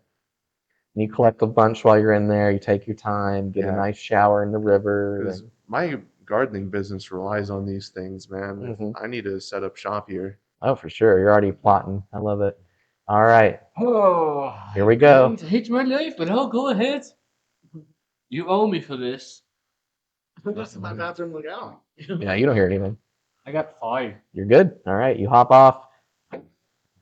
March your way to the bathroom. Ha! Yep. All right. And last but not least, our necromancer. Roll your dice twice. Take the better of the two. I got a 6 and a 5. You're good. I also rolled a 6. I would have been perfectly poised walking. Very regally, you stroll up the boat as if nothing happened. You're in immense pain, but you don't show it behind your mask. And you flow with your robes and go in and use the restroom. What does your perfect bathroom look like? It's very dark. Very dark. Heavy. Very heavenly, dark, mystique. I love it. Awesome. Perfect bath. Aaron's fighting and fires around. It's a burning house. And war. And a whole bunch of gold. A whole bunch of gold. You just have like a golden toilet that when you flush it just rains down gold from the shower. I love I it. think shower coins come off. That's perfect. Otherwise, it's just pure chaos everywhere. Yeah. Yeah. Your character has a backstory, I see. there's something to dig into there. Yes. All right. And as you have all entered, you exit immediately after each other. You pop out. You pop out. You pop out. You pop out. Crap ever. Then you I'm just were like- leaving a trail over here, kind of stinky. Fail. I was just really fast getting. Oh, I'm fast. Here, watch this. Ah, I'm just like coming out of the bathroom, like steam pouring off, and I'm Mhm. like polishing my breastplate and fastening stuff back together, feeling ultra satisfied. That's good. Hair's nice and shiny, Looking good. Your beard's nice and Mhm. like trimmed and nice and oiled, and well oiled. Yeah. great. I forgot to unbear, so just a bear walks out. Jesus. This grizzly pops out. Well, you know your friend can bear form. Oh yeah, you're a polar bear. Yeah, you're like this big white bear just comes out. You have to like squeeze through the doorway a little bit, and Madame Eva says, "Oh, a druid. Interesting. You will find you are very welcome in this world." hey, what you saying about And- all of us? So as you guys are walking out, she directs you towards a feast table and says, "Please do enjoy your finest of foods that you could ever So, yeah. desire." You trying to steal from her? Yeah, just kind of. All right, go ahead and roll. A 1. Yeah. All right. Without missing a beat, you go to try to steal something, and she just swats your hand real quick and says, "Do mind your friend. He gets 1 chance." I'll let him make that other chance. You're like, Yeah. friend is really stretching the word there, man. Hey, this could be our food for later. I'm just saving room. I love it. Okay. So, you sit down, you have a huge thing of honey and some, no, you have honey covered baby seals. Yeah. Perfect. And you just start Yeah. tearing into them. Candy. Yeah, candied baby seals. An organic snack for any growing. And they're still fresh and crying. Nah. No, not that fresh, but No. yeah. All right, so for Zayden, what would your perfect food be? I don't know. That's a hard question. Maybe some ambrosia, just food of the gods, stuff you've always dreamt of eating. We don't even know what it looks like. It looks so holy that it's just shining light, and you're just shoveling it in your face. You're chewing, and light's coming out your mouth. I love it. All right, what would your favorite food be? Ooh, I don't know. What would a rogue eat? Just spicy food, I guess. Maybe. Just some curry. You got some Indian curry there, like a good tikka. Yeah. All right, and for our dwarven friend, obviously ample ale. Yeah, ample ale, tavern stew, and a giant like roasted pork knuckle, and He's definitely eating like Gimli now. yeah, Mhm. just like, Going full Gimli, I love it. You just don't fall back in your chair when you drink like what? I mean- 18 cups of I'm pretty stout. I can hold my own.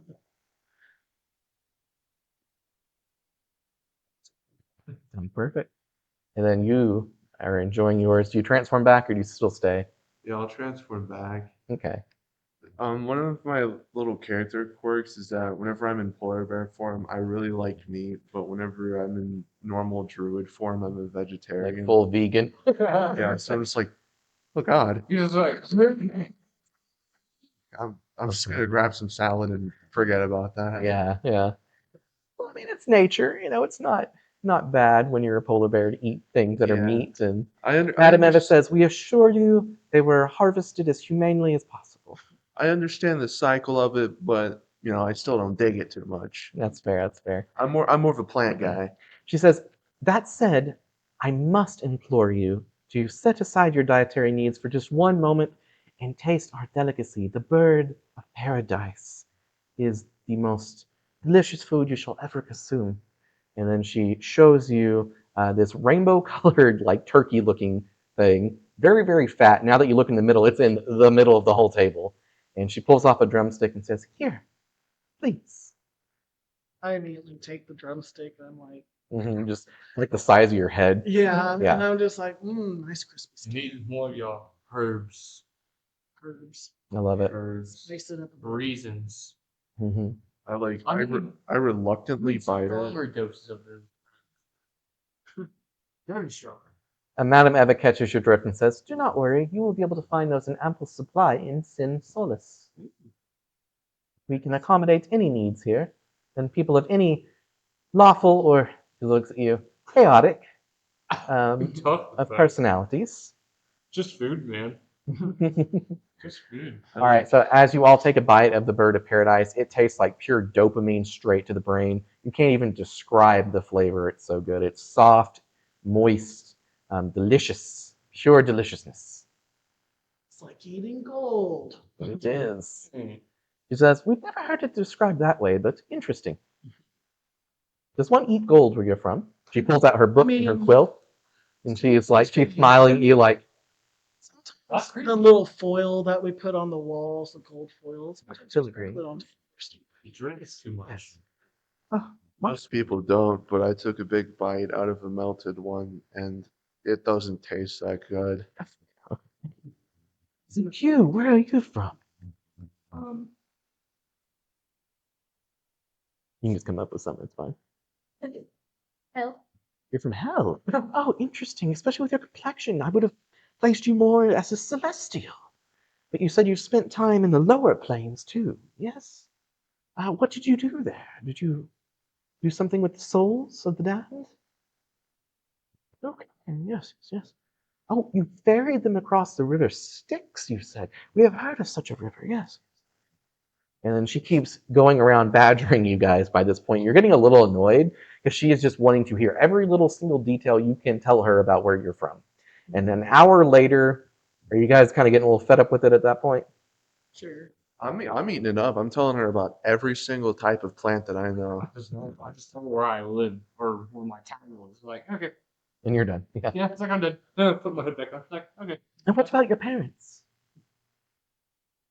I'm sorry, I did not mean for such a touchy subject. It's just, I could not help but hear in your restroom. It was Oh, unlike any I have seen before. I was not watching you. It is a spell of my own making. yeah, you should have watched. It is called the Room of Rest. It creates the perfect my restroom perfect to rest for you. Yes.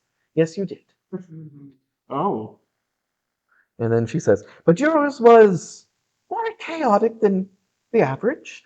And you kept saying something about your parents under your breath. I could not help but hear. And so I thought it would. Never mind. Let bygones be if you bygones." find my parents, I'm looking for them. I need to give them something for a long, long.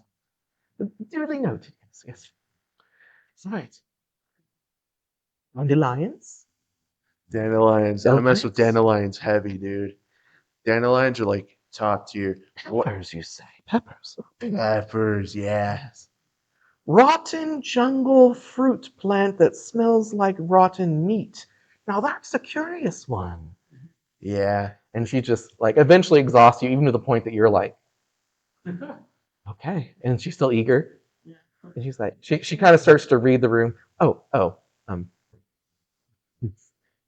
do apologize. I get a little carried away. I do love, and I mean love, learning about other lands.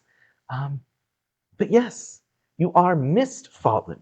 You might have heard that word earlier. It is what we refer to your kind as, those who have come from elsewhere, traversed the misty mirror to find yourselves deposited here at our fair city of Maidensfall.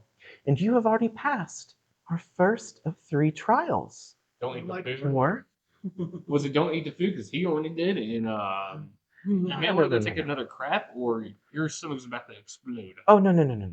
The trial was the trial of the telling. It is to share of the lands you are from, so that we might learn from you as you hopefully will learn from us. And you have also began the second of the 3 trials, the trial of the knowing. You have started to learn about our fair city, even if it just be a minute amount.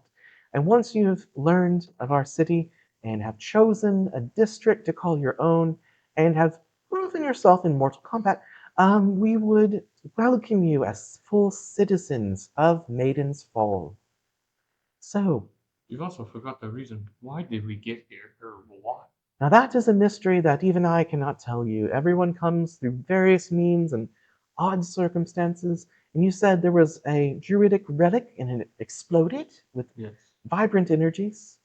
So that wasn't you opening that portal or any of that. No, but random druid relics of vast power do tend to trap people in paradise, unfortunately. And I do use the word trap very specifically. We have yet to find any way to return from whence you came. So none of you know how you got here, but you don't know how to get out. Our natural born citizens, others like myself and yourselves, have come from elsewhere. I have been here longer than most. So and you're that not is- from here. That is what I will say. A lady never tells her age. And I'm just going like, but this isn't Valhalla. Most assuredly is not Valhalla, though we have had a few from Valhalla that have resided here. So Some you're not- interesting Valkyries. So you're not from here. Where are you from then?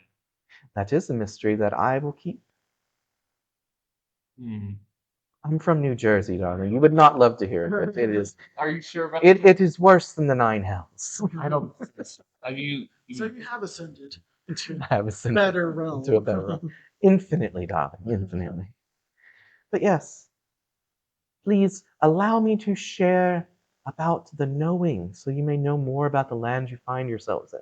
So now, out of character, do you guys want the long version or the short version?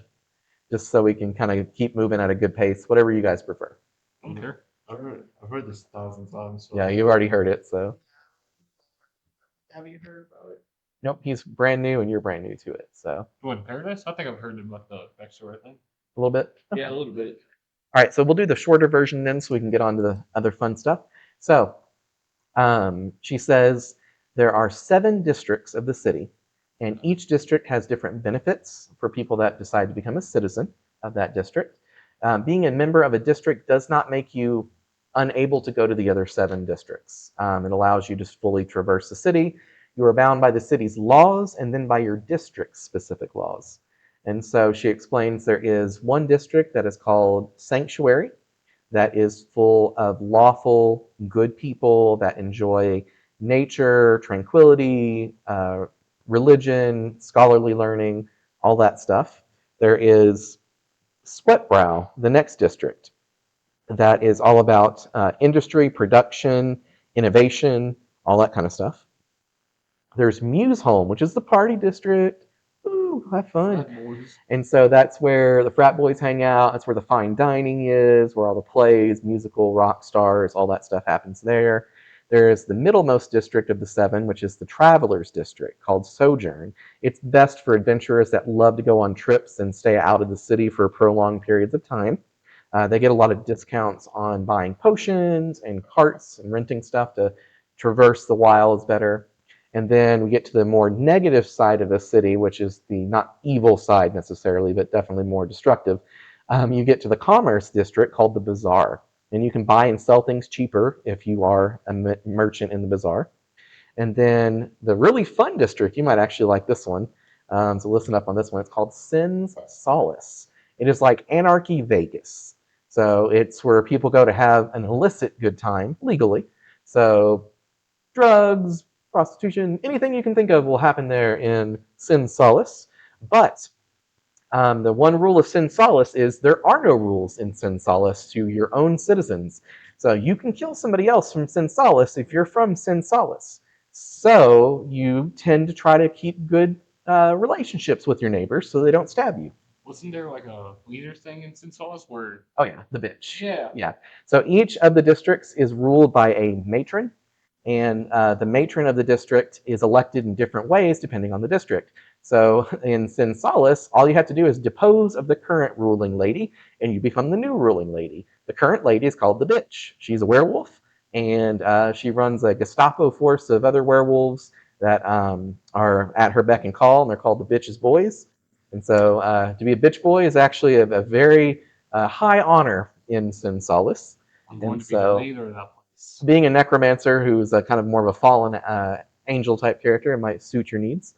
And then the final district of them is the Yard, which is the wartime district where people who love to have combat, gladiatorial combat, cage fights, want to do mercenary work, all that kind of stuff, they kind of congeal down there. And so of those districts, which one do you think your character might be most interested in? The last one. The last one, the Yard? Okay. Sinsalas. Definitely I am sensitive. going to become the next leader. You are not a woman, so you cannot, but you could be the right-hand man of Yeah. you. I mean, you never know. You could transition. This is true. Yeah. This is true. He would need to do so, though. Yeah. Everything from Valhalla, yes. So I got you all to take the hits. Yes. I know they do honor that. They do honor trans women as women, and so it is certainly possible, but you would need to be genuine. And so, because they have had a few fakers that have tried it in the past, unfortunately, and it did not go well for them, because, you know, the bitch is the bitch, and she is top bitch for a reason, so. I'm gonna go to Swept Brow. I like making armor for other people, and Yeah, you're an expert master smith. Mhm. Perfect. If you ever get a hold of some really rare resources, you can actually craft legendary stuff. Yes. So, awesome. Probably the bazaar, so I could, Fly your trade with your herbs. yeah, trade my herbs, trade my plants. If the party district needs any crazy stuff for their parties, or Sin Solace needs anything, I got them covered. Perfect. Wonderful.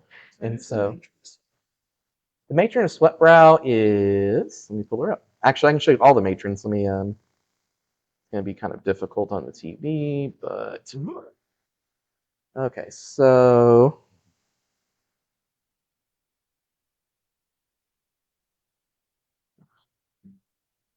well, if it will scroll, darn you. Okay, so Anita, right there. A little hard to see her face, but she is the matron of the sanctuary. She is always been the matron. It kind of is a pass down through the lineage kind of thing. Dr. Spanner, with her lovely beard, is a dwarven matron who invented a flying pig. For hopefully the camera can see that. I think they can. And then continuing to scroll down, it will not scroll down, of course. Good old Craven. We'll get to him later. Slight spoilers of certain people. Oh my goodness. I'm clicking and it's moving the mouse. Okay. And then this is a little cheating, but Marquise Het, is the market leader of the bazaar, rife with diamonds and rings. We've met Madame Eva. Leolin is the berserker-looking lady right down there. And she is a little bit, yeah, now that I think about it. A little bit pulling from that, but and so she would be your matron. And then Ruby is the matron. Oops, sorry. Ruby on the side over there is the matron of Muse Home, I thought it was like car like from Baldur's Gate. right? And then There's me. there's the bitch. I love her. She is awesome. Dual wielding swords. Oh, mama.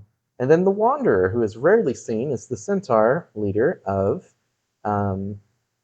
Sojourn, the Travelers District. I think that's it. So yeah, So what else? So what from? I showed you. It was Dr. Spanner. There you go. Dr. Spanner, PhD in Spannerology. Yeah. How could you forget Dr. Spanner, the one that made the flying pig? Yep. Yeah. With her beautiful goatee. Let me pull her up just so you can see her in her full glory. What made I spent a lot of time on Dr. Spanner. Destined. Destined. Dr. Spanner. Awesome. We all go on stick duty. I'm going to go to water. Yeah. Has a spanner. Rides a flying pig that she invented herself. A flying pig alicorn. I think it's okay for right now. What do you think? Sure. Okay. Awesome. So, I can grab the window. If I can grab the window. There it goes. Okay. I got murder to do. All right. Jason. And so she finishes her long-winded speech, and you now know that Sanctuary was made, or excuse me, not Sanctuary. Maiden's Fall was created by 3 women. It was the centaur, the elf, and the human, female druids that each represent one of 3 zodiac animals: the lion or the tiger, whichever one you prefer, the big cat, the rabbit, which was the elven lady that was very kind and motherly, and then the centaur, which was the horse. And so all 3 of them founded the city together to band together to create a city that would last past their time. And they ended up actually dying 300 years into the city's founding, protecting the city from an abomination, not your kind of abomination, an abominable creature from the other realms, a tentacled, eye-stalked creature. It's a beholder. We can't legally call it. Legally distinct beholder. Awesome. Thank you. They said the audio does sound better now that we've been passing it around. So good. All right. So so those 3 women gave their lives to defeat this creature, to keep their little piece of paradise safe and secure. And so they're not worshipped like gods, but they're venerated as heroes. And so these 3 heroes kind of make up represent the 7 districts of the city very well. And so with that said, we've picked our districts. You've learned of the city. She also shares some very important information. People age 1/3 of their normal lifespan here. So people in paradise live 3 times as long, and so you will definitely live long, wonderful lives here, she says, especially as citizens with full amenities of the city at your disposal. And then she says, and there remains but one more trial should you wish to engage in it now. It is the trial of the showing, where you show your martial capabilities, your willful ability to engage in dangerous combat, to prove to us that you are safely able to handle yourselves outside of our city's walls, as full citizens are able to go and come as they please. But as good parents and stewards, we would not throw babes to the slaughter of the lions of the wilds.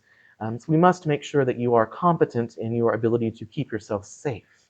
So if you wish, we could begin that trial now, or you may take time to rest and gather yourselves. I leave the choice to you.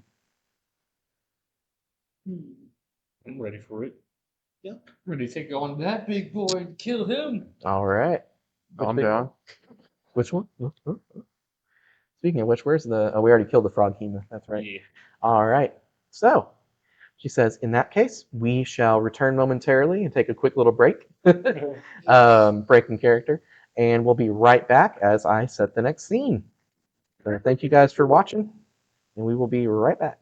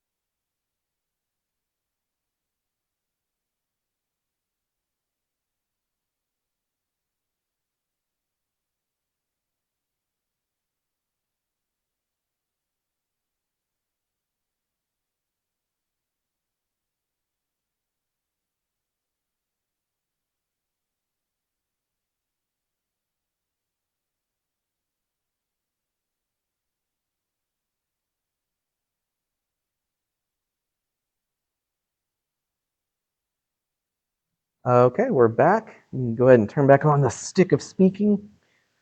And woo, you gotta be careful. And so there was a quake of earth. All right, so we find ourselves in the Grand Arena, of the yard. The button just not working for me. Or am I... It should just be a single press. Oh, it's in the back. I keep forgetting Yeah. about that. No, it's good. It's lit up, I think. Yeah, hold on. And so, yeah, it's the only thing you got to press it just right. So, with that said, we are back and we are in the Grand Arena. And so, it is called the Scrap and it is located in the Yard, your new district. And so, Leolin is presiding over the district. I don't have a mini for her right now, so we're just using theater of the mind that she is there. And you guys find yourselves faced up against 4 equally new combatants. Let me grab this one. Yeah, you won't know that one. At least there's no water around. Right. And he's got different stuff he'll do to you this time. You face off against the illustrious, the wonderful, the wined Betty Offwhite, a bard. An extremely angry bull minotaur, ready to rage. Got a boy barbarian. A gelatinous silvered monk character ready to be martial arted, and another druid character complete with a bunch of rats. And go ahead and position your guys where you wish on the field within the first 2 rows.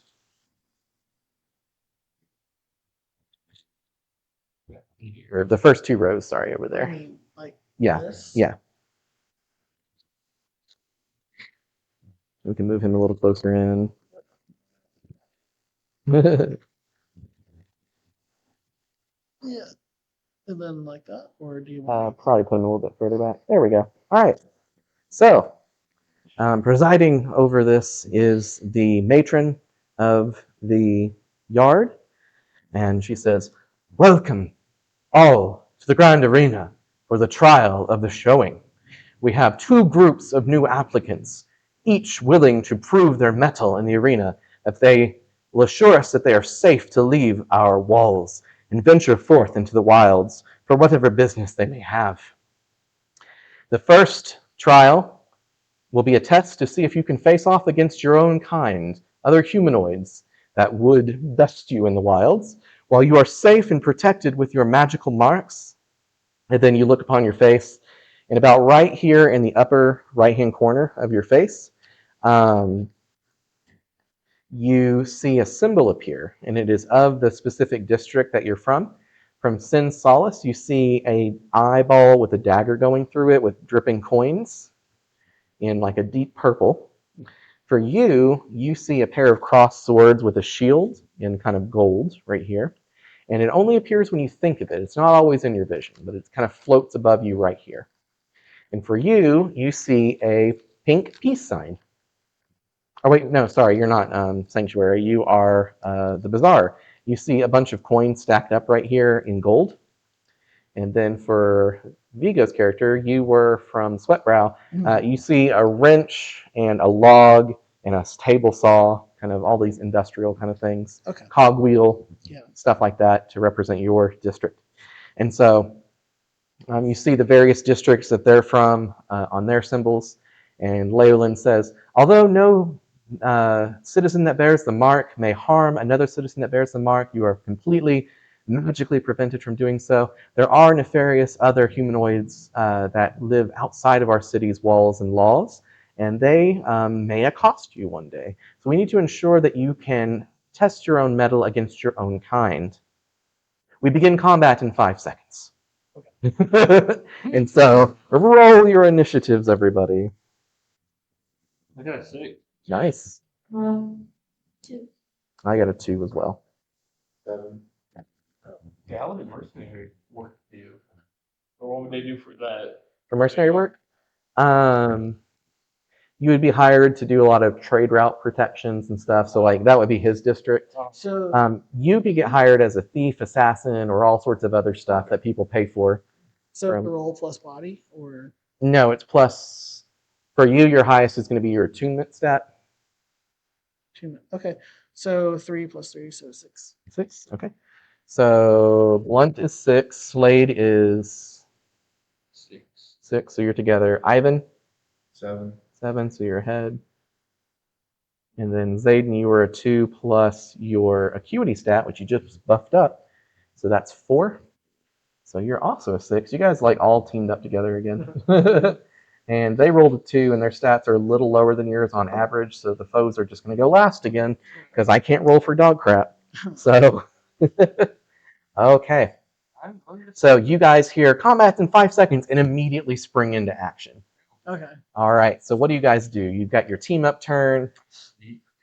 All right. You're in broad open space. You're going to have to get behind something to do that. Can I do behind one of the party? Party members? Oh, that would be a little sus. I would say if you could get behind one of those pillars. Okay. Yep. Yeah. Trying to get behind there.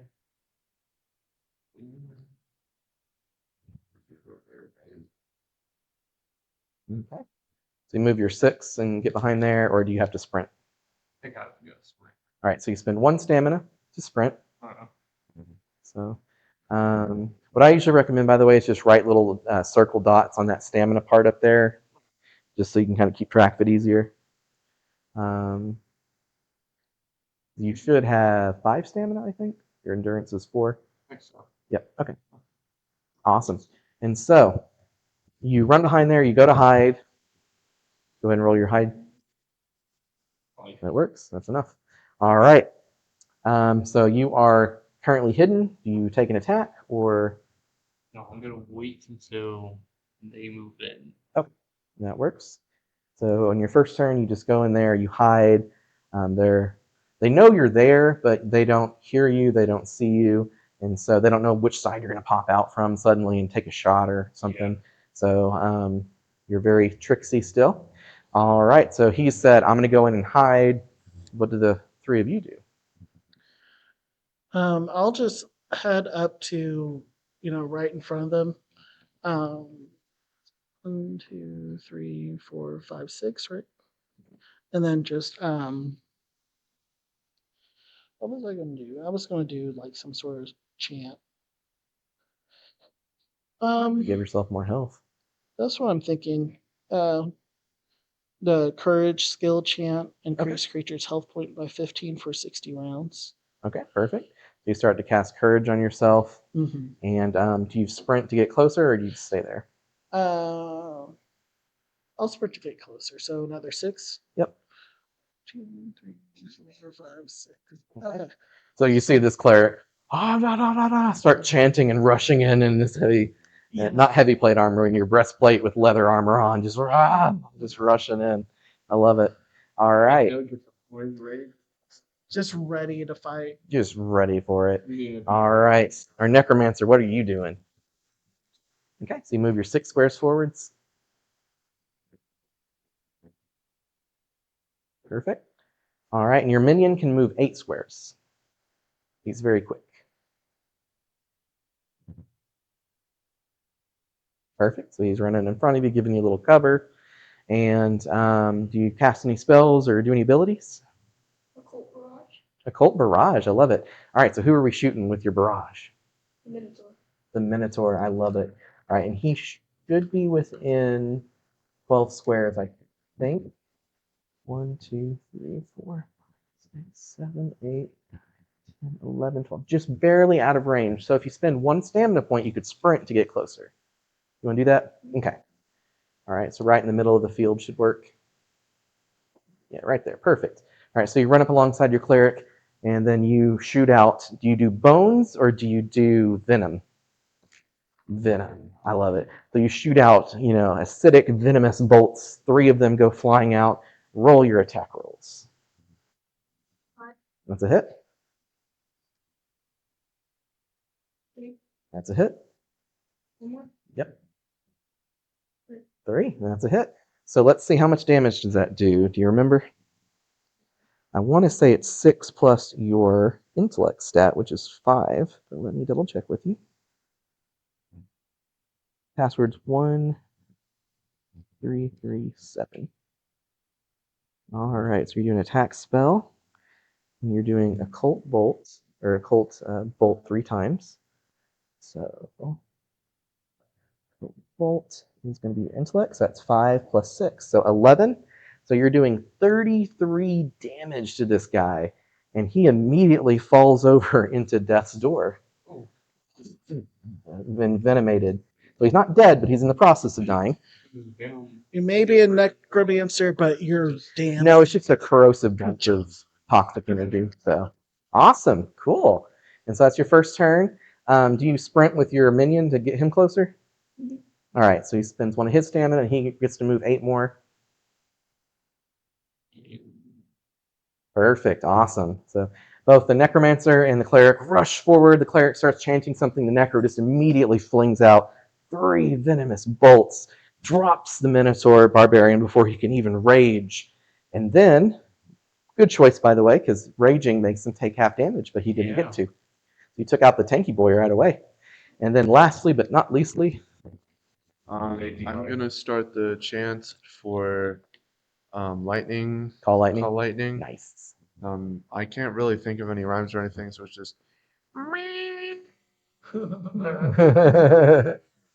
I love it. Let me think of a chant for you. Thunderstruck. Thunderstruck and lightning, very, very frightening. Galileo.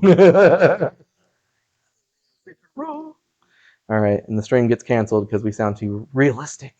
All right, so you start casting that, and it's got a 20 range, I think. Around there, so Yeah. I'll probably move up. Yeah, or when you get closer, maybe on your next turn. Yeah, that works too. All right, so all players have gone. Everyone started their chants and everything. So now it is up to the others to do their thing. So Betty Offlight does a power chord on her heart and immediately heals him to full. And he stands up and rages with one of his rage charges and goes 15 to immediately start to attack your abomination, which his defense stat should be down here at the bottom. So what's his defense say? 11. Okay. So that will matter. And he goes into a flurry with his big 2-handed axe that he would have if he had one. First one hits. Just barely. Second one misses. Third one misses. So he takes body damage, so 3 plus physique stat of 5, so 8 plus 3. 11 health damage to your abomination. So he's at around half health. I think his health is around 20. And so that's his first attack. And then he goes for a bit more of a precise strike and tries to cleave him. And that's another hit. And so your abomination is down to 2 hit points. But he's definitely tanked the Minotaur Barbarian. Awesome. All right. And then our martial monk friend comes flying in with his 8 movement. It's right up on our cleric friend, which I believe that's you right there. And he does he notices you are very armored. And so your armor is 8 plus 2 from being a dwarf, right? Oh, sorry, me. Your armor itself would be 8 from a breastplate and 2 from being a dwarf, right? Yes. Okay, so your defense without armor is 6. Okay.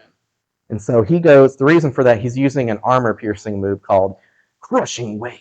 Oh. So he flows up to you like water, and the next thing you know, you see him leap up and then crush straight down on your head with his foot to roll for enough to hit you. Because that's a total of a 9. And then he does it a second time for a total of an 8. So both do hit you. And so you're going to have to make a resolve roll twice, or excuse me, not a resolve, a endure roll in the top left twice to see if you maintain your chant. At the very top. Yep, so 3 plus your roll, you have to beat a 5. 5 plus 3. If you're good for the first one, now do the second one. And let me figure out the damage. 3 plus 3, so 6. Perfect. So you do maintain your chance, but he does do some pretty hefty damage to you. It's going to be physique, I believe, +9. Let me double check on Monk.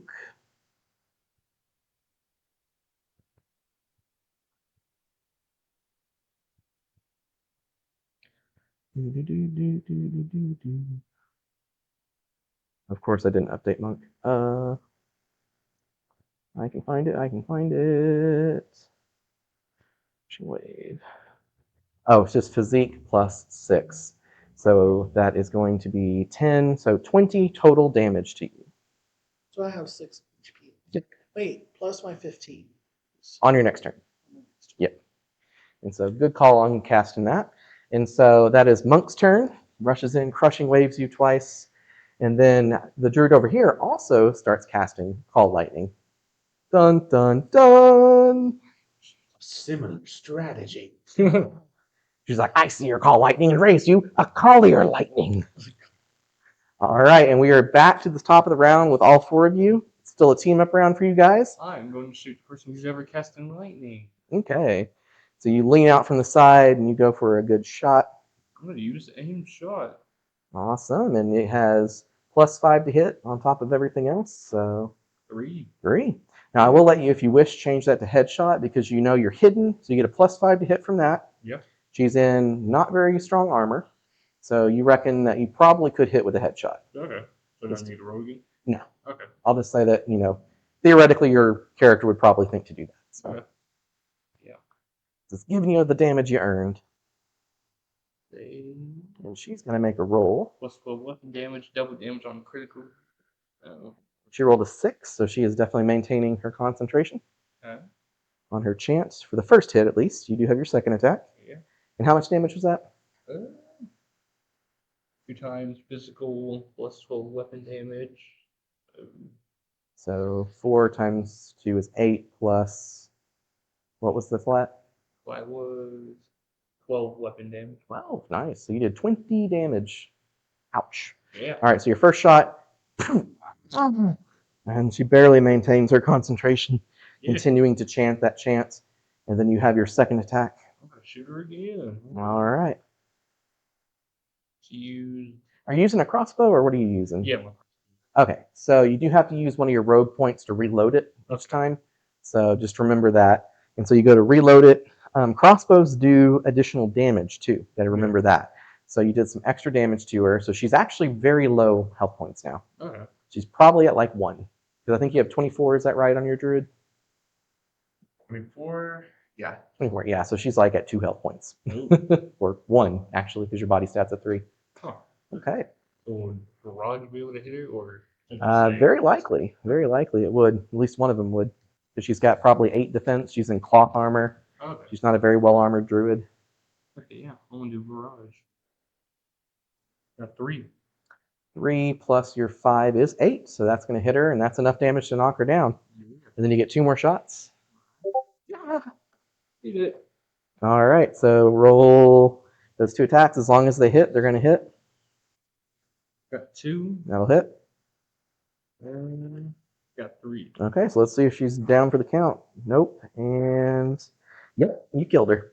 Wait. All right, and so instead of dying as that lethal hit's coming in for her, she poofs out of existence and appears up here in the stands. No spells for you. Well, Sonny, I'm gonna get you for this one day. Now you want some, I'm coming back for you. And I'll steal your pocket. you look, and she is a member of your district. She is a member of Sin Solace. And you see her say, This is you right here. You see that? and then you see 8 rats on her shoulders and say, and this is mine for you. All right, I love it. Already making enemies in paradise. This is great. All right, so Slade, what do you do? Use darkness. Darkness, awesome. Where are we casting it? And do you want to wait till your allies go or use it now? No. No? Okay. So you warn the team, I'm going to drop darkness on them, kill the monk first. And so you put darkness here, and your minion can see in darkness, just like yourself. And so you can't command it to attack since you used a spell. But if that guy tries to move away from it, it'll get a free attack on him. So, awesome. And it's going to be a lot harder for that guy to hit your minion because he can't see very well. Good choice. So do you keep your minion there or do you move him? Move him Okay. Where are we moving him? behind. All right. Go ahead and just position him back there. Perfect. He lives to see another day. All right. Or unlives to see another day. He saw his unlife flash before his eyes. All right. So, with that said, next up is still Blunt, and you finish your chant. Okay. I'm gonna finish my chant, and I just give myself 15 max 15 hit points. Yep.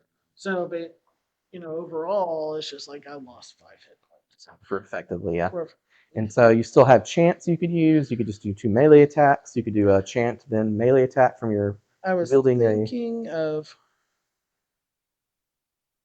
Bash isn't going to be very good on a monk, right? Probably not. He'll probably Okay. avoid it. And he's not casting anything, so it won't exactly like. Okay, so I think I'll just do 2 attacks, precise strikes. Okay, so 2 precise strikes trying to hit that evasive monk. Mm-hmm. They have, don't let me lie to you, I believe 14 defense. Okay, it's plus 10, so I got Yeah, pretty 14 good. defense, so you have a pretty good chance of hitting. Critical, Critical, hit. nice. So 16, 16, okay. and then another one. I'll just roll for another All right, one. 3 plus 10, so 13 barely misses. 13 barely misses. So it's 10 plus your accuracy of your body plus your roll. Okay, So I think your body is at least, or your technique's at least 2, right? I'll believe in whatever you say. Okay, so your body's 2, so your technique has to at least be 2. Yeah. Yeah, so 2 plus your roll of a 3 plus the 10 means you hit. Oh, okay. Yep, that's why it's important to remember the to hit modifier. It's at the bottom It left. says plus 10, so that's what I'm going. So the ability's base is 10. Okay. And then your bonuses is technically a total of your roll plus that 2. Okay. In the very bottom left, you'll see your plus to hit. On my character sheet or on on the your character PDF?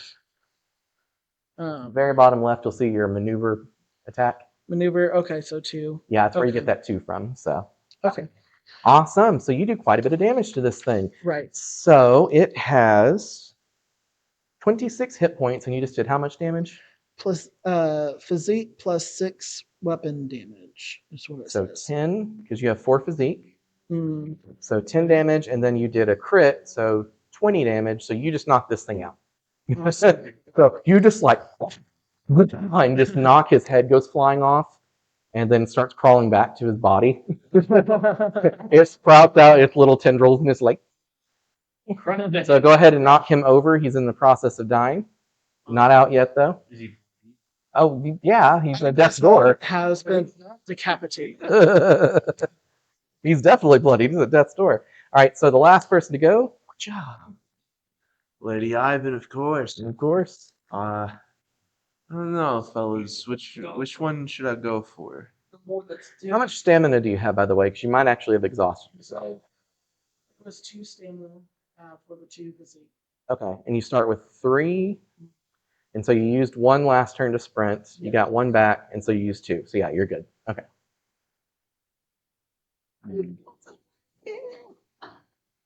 I don't know. I'm gonna go for the stronger looking one. Okay.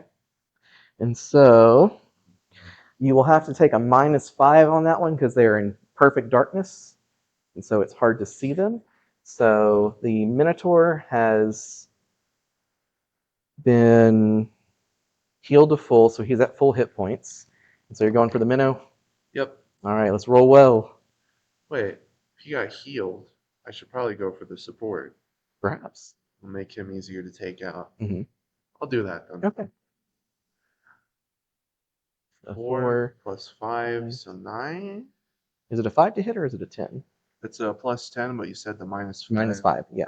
So And then your 5 to hit from your Yeah. character sheet down here. Your spell. Oh, you forgot to Yeah, put it in. spell. Yeah. yeah. For chant would be it's going to be your attunement score, which is 5. Yep. So Okay. 5 plus a roll of 4. Yeah, you're going to hit Betty. Nice. All right, poor Betty. And so you are close enough within 20 squares. So your bolt of lightning strikes down through your darkness, and you hear No, do I even have to do I'm pretty sure you did enough damage to blow her up. How much is it? It's 3 times willpower plus 27? oh yeah, she's gone. She is gone. And that is your action to use that ability on your turn. And so, here's Zapple. About. He is at death's door. And then there was one. All right. Someone take stick duty because I gotta go to the restroom. Okay. I'm And going last thing upstairs. on your turn, what do you decide to do for? Oh wait, no, you've already used your action. Never mind. You're good. Okay, blasting with lightning. Okay, so everyone's gone. So there's the Minotaur guy who does not realize he's the last one standing because he's in perfect darkness. And your darkness makes him move slower, right? I think so.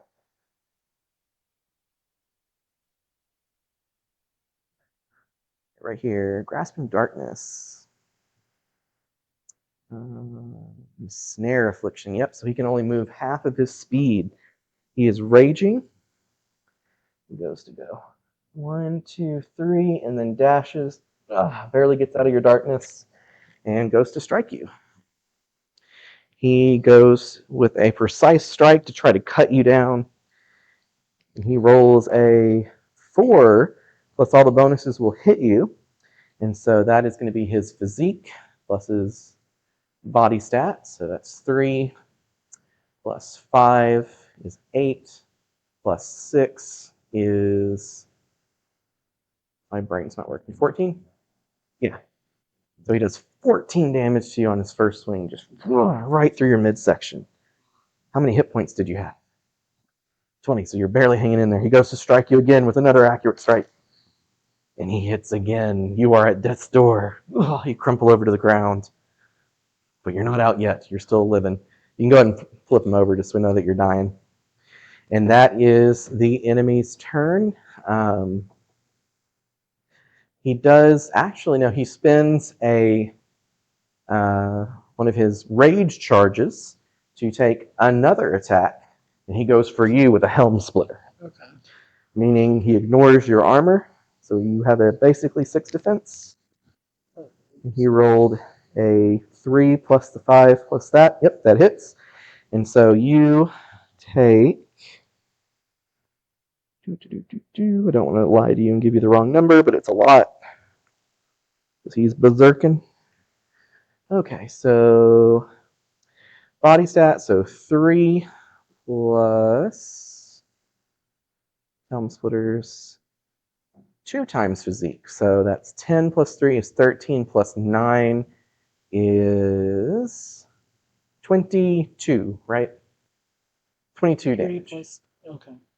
Yep. I believe you. Are you still there? I'll believe you. I'll believe you. Are you still hanging in there? Yeah, I'm still hanging. Awesome. It's a Good. little hot in here, so I'm a little distracted. Yeah, it is getting kind of warm. You know, They're all in the process of dying. None of them have died yet except for old Granny that you took out. Desney. The Desney princess, or heiress, excuse me. Okay. All right. Next up is everybody else. I am going to use. Yeah, you already know what's gonna happen. You want to execute somebody. Oh yeah, All right, who are we executing?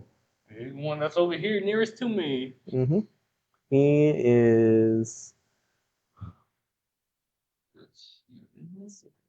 You have to roll. Dies on a 2 or oh, he came back at a 6.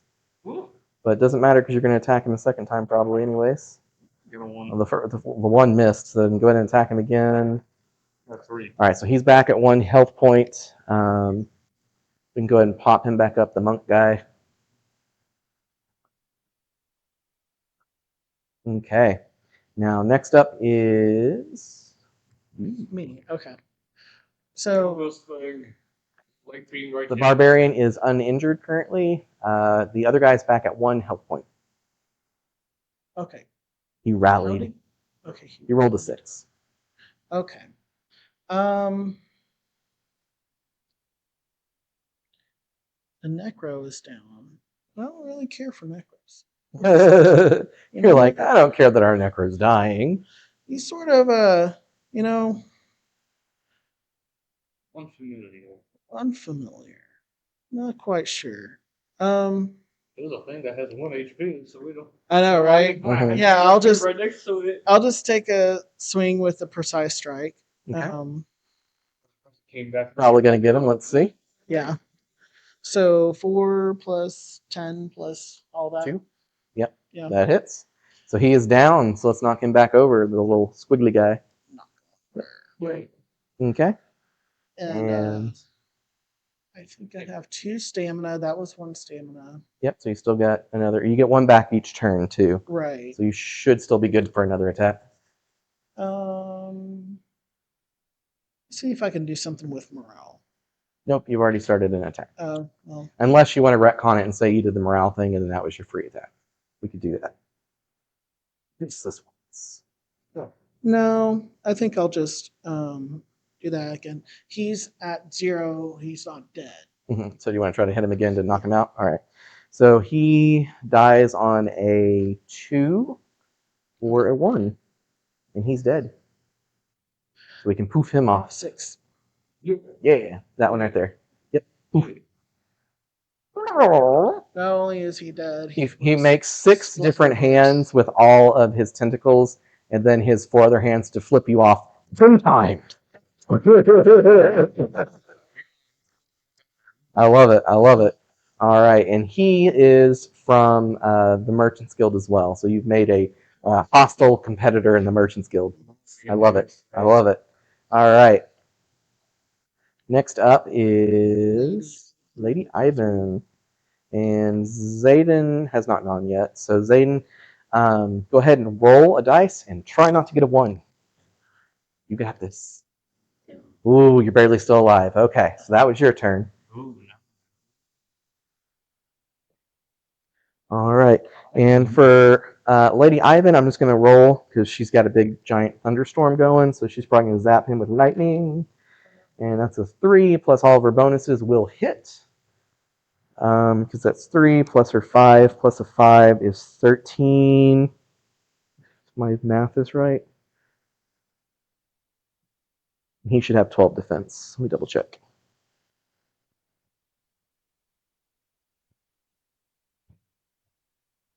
And 12 defense it is. It hits and it blows him up. The Minotaur gets bolted by a blast of lightning, falls over, and you hear a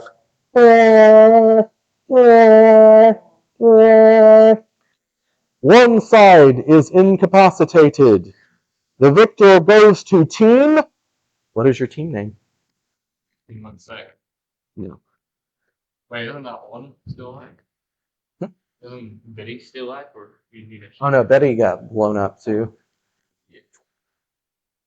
That was easy. Yeah. All right, could you grab the minnow? I feel like we shouldn't say that now. The Bash Boys? I don't. Bash Street Boys. Street Boys. That's Bad great. Boys. Fast as fuck, boy. Alrighty. Kill it. You know what? There is Lady Ivans, Yes. not boys. I mean, the boys has a female character, so it could work. Kimiko. Yeah, do you? Not. I haven't seen the rest of the new season. No spoilers. Yay! So what happened was I rolled for you, and you absolutely obliterated Minotaur Friend. And Minotaur Friend, when they went down, everyone was down on the enemy side. So you heard a 3 siren, burr, burr, burr, and you guys won. And we're trying to figure out what your name is for your group. Almost decided on becoming the boys. I'm basically Butcher. we said the Backstreet Boys at one point, or the Bash Street Boys. But then you're a female character, so we're like, should we really be the boys? I don't know. It would be really perfect for the guys. Boys. The Backstreet group of people. Backstreet peeps are back. With murder. Bash Street peeps. Some PvP here. BSP, Bash Street peeps. Punks. Bash Street punks. All right. I like it. I like it. Bash Street punks. Bash BSP. Street punks. This is the group name, everybody. BSP has won the victory. All right, reset yourselves to your sides. An enemy who's trying, or not kill me, let's kill her first. The Minotaur, Betty, both approach Lady Ivan. And Betty bequeaths you a bottle of wine of her finest vintage and says, "It was an immaculate thunderbolt. I barely felt it." Thank you. I'm sorry about that. Oh, quite all right. I didn't see it coming. Literally, I was in darkness. I was there, and then I was blacked out. You gave me the finest, easiest out for that. All right. So thank you. I hope we can become homies after this. No beef. Minotaur looks at you. Was that a cow joke? Well, it was now. My fault, big fella. My fault. Why don't you move away? I don't know how much. You're a good one. I like you. I like. You're fine too. I was just busting your balls. Ah. Clicks do you need to sit? I love it. All right. And then as you guys are getting ready, you see the old crotchety Desney, the heiress, go. Bring it on. And you see a bunch of rats scurrying over her that are just like kicking you off. I got be scary. I got party. Awesome sauce. Okay, so moving right along, we are prepared for our next encounter. So the Bash Street peeps, or punks, the Bash Street punks are now prepared to face off against some of the wilds that you may find in the greater paradise, in the forests, in the fields, in the dunes, in the canyons. Our canyons are on fire. Be very careful around those, actually. So Literally on fire. Yes. The Great Divide, not a fun place. We have gathered up some creatures of the wilds who have agreed to try to best you in combat. They will test your mettle assuredly as you have tested your friends or acquaintances slash business rivals now.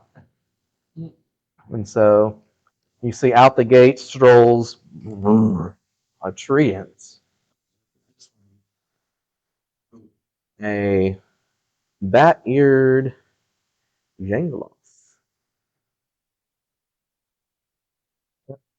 And then a troll.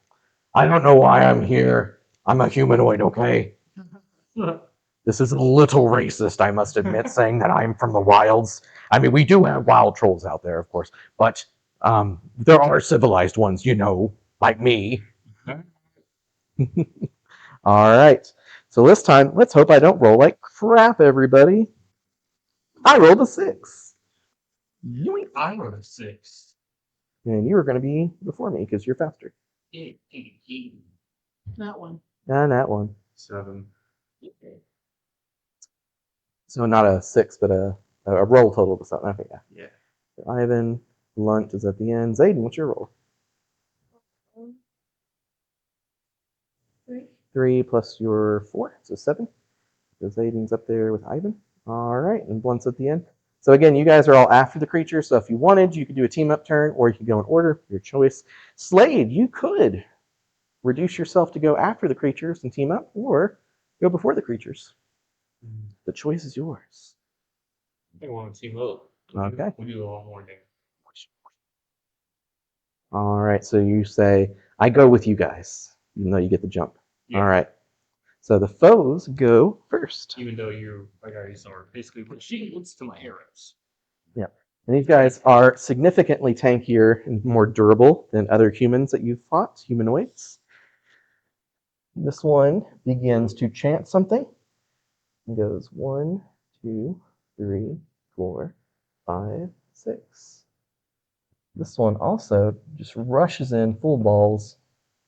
1, 2, 3, 4, 5, 6. 1, 2, 3, 4, 5, 6. And pulls out a spear and does a precise shot. Not a spear, a javelin, excuse me. At Lady Ivan. Lady of the Ivan. Me. It saw what you did last time. It's a crit. Oh dear. All right, Oh. so it has quite good body. It's got a 6 physique. And so 6 physique plus 6 is 12. Plus javelins get the body stat, so 15, so 30 damage. Ouch, I'm dead. And so you can see this thing hauling ass, and just your druid's like, oh, I just hit my lapel mic. That could not have sounded well. All right, so go ahead and flip yourself over. You're in death's door, unfortunately. And then it takes its other javelin and throws it at you. Son of a bitch, it's another 6. You take 30 damage. I'm so sorry. Proof. Oh my gosh. All right, so you are, yeah. You have barrel roll. I think so. I can't remember if I gave you barrel roll as a default rogue. I think default rogue has barrel roll. It'd be a skill maneuver. Might be easier to look down in the abilities under skill maneuvers. Is this would be a good time to barrel roll?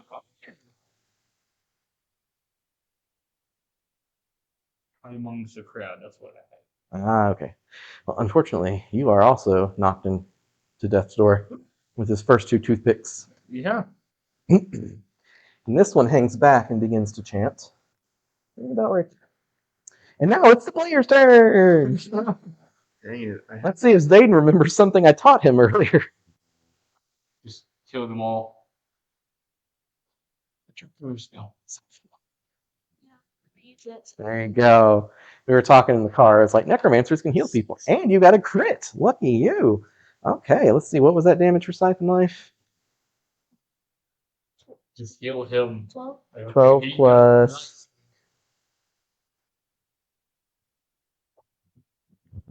Oh, you gotta answer your phone. That's fine. Hello? Yeah. Mhm. It's 12 plus intellect, so 5. So that's 17. Nice. So 17 times 2 is 34. So who are you healing up to full? Kill him. Well, you're fine. Yeah. You can send that health to one of your 2 downed allies. Who we're going to? All right, we got our rogue friend up. Ugh. You pull out. You're like, oh, nice life. Awesome. So that's your action on your turn. Now you can still move if you wish, and you can move your minion, your abomination. And he can move up to 8 squares. Perfect. Right up against that guy if you want. Gosh. You want to put him right up against him or leave him square away? Okay, perfect. Awesome sauce. All right. And you were back up. Oh. You were up. Okay, No TV. so it's my turn. Yep. I do have a question. Yes. Healing Divine Strike, that's an attack chant. Mm-hmm. But could I also do a bash after? Not a bash. Oh, wait, no, yeah, you can bash because it would be a maneuver. It would be a maneuver. Yeah. Okay. And that one is not chanting, just to let you know. He rushed in and attacked. Okay. If that helps you make your decision. I don't know if I can run fast enough to do the bash for the one that is chanting. Right. Yeah, both these 2 back here are chanting. And you could run 12 squares, which I think they are further than 12 squares. Yeah. Oh, I could probably do a range attack. Isn't there a range chant I can do? And you do have an ally still on the ground dying. Yeah, I know. I'm trying to figure it out. Well, Healing Divine Strike is 2 stamina, but Divine Bolt is a morale. Yep. And they're both attack chants. Can I do both? Only one. Only one. Okay. Yep. And it happens on the next turn. Okay. I'll just do Healing Divine Strike. Which is You want to rush up and hit that guy with your free hit? yeah. Okay. No. So 1, 2, 3, 4, 5, 6. You need to do one more over to your left. To my left. No, to your right, my left. Okay, and then you spend another point to dash in. So that would be 3 stamina points to do that. Do you have 3 or do you have 4? I do have 4. Okay, perfect. So yeah, you could do that. And so you get up right to him. You would exhaust yourself if you attacked now, so I But I probably could would. do my If you bash, you will. not bash. What's that? Your attack maneuver still costs the stamina. block. The block. Oh, the block move? Yeah. No. It's not a block move. I forget what it's saying on here. It's Counter bash? It's a blocking state. Okay, so to enter the blocking state is an action, but you've already used your action to chant. So if you wanted to rush up and block, you could, if you want to retcon that since you weren't aware. So would you rather not Well, it chant and doesn't go up say and... action, so. Well, But yeah, I know. Okay. Yeah, so was your goal to rush up and just block? Yeah. Okay, yeah, so you spend 1 stamina, you rush up, and you assume the block state? Yeah. Okay, perfect. All right. And wonderful. Okay, so that works. And you've not gone. You've not gone. I ain't going. That's wrong. Okay. I got a 6. All right. You still need to kind of get in a stealthier position, but Eyesight. Maybe. all right. So you get a +5 to your next attack. You can still attack twice. Use aim shot on him. Okay. And again, you are stealth, so Yeah, you headshot. might want to headshot. Yeah. The whole point is that. Critical. A critical. Nice. Glad we switched that to an aim shot. And so this guy took a lot of damage from you, and just took a lot of damage from you. So he's bleeding heavily. Because you did 34 damage to him, right? It's a good thing, and how I can use. Execute. Yeah. You rush up and execute, yeah? Yeah. You spend 1 of your stamina points to rush up and execute. Yeah. Oh, got a 1. A 1. Right, so Do you blow 1 of your rogue points to do 1 more execute? Yeah. Awesome. Yep, got a crit. And a crit. All right, he is down skis. Yeah. Yes, so he is definitely down, and you're still blocking in front of the party. Awesome. That's what you And do. you're out in the open now. You need to give me a death save. Indeed, I do. Ever throw a spear at me? Come on, roll a 6. So hard. 5, Close. But you're okay. but no sugar. All right. So next up is the enemies. Hit that. And try so hard and pull back to the small. So this one completes its ability. And what does it cast? I was trying to remember what it was. Yeah, I was casting Call Lightning because that's really strong against players. Guess what, V? You're in metal armor. I know. You are blocking though, so that does give you double your shield's defense. Okay. Your shield is a kite shield, so that's +6. Okay. So you get 12 defense total from that. Plus you get your normal defense, or sorry, 6 plus your normal defense. Okay, so 6 plus 16, 30. Is 23. Is that right? No, 6. Okay, yeah. Wait, 4. No, 4. Okay, so 31. I mean 21. I can't count. You can't. You I don't can. know how to count. It's okay. It's 22. 22. It took me a second too. All I know is 6 that. plus yeah, 6 plus 6 is 12, so 22. All right. So we math here today. We've got degrees, we promise. The 2 college people over here failing at math. So 22 defense is what I have to beat, but I get +5 because you're in metal armor. That's 5. That's 10. +5 is 15. +3 is 18. Okay. +5. Ew. Do you know how much you're counting right now? I do. It was an unfortunate maximum block versus maximum You just chance want to to kill hit. me. Okay, so you are, unfortunately, So just like the kite. still just have like, your hit points, remember? What's your hit point total? 24. 15 plus. Oh, yeah, because the 15, so 39. You might actually barely live. Literally just barely.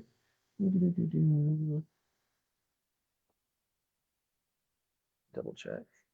Well, you know what call lightning damage is. What is it again? It is there's something like 3 times Willpower plus willpower, yeah, plus 27, so it's got 4 willpower. 12 plus 27 is 39 damage. So I'm at You are at death's door as a bolt of lightning streaks down. You are blocking it as hard as you can, but then it strikes through your armor. The one bad thing about metal armor, conductivity against druids. Okay. Okay. All right. Rough time, buddy, but that's why call lightning is deadly, as our druid well knows. All right.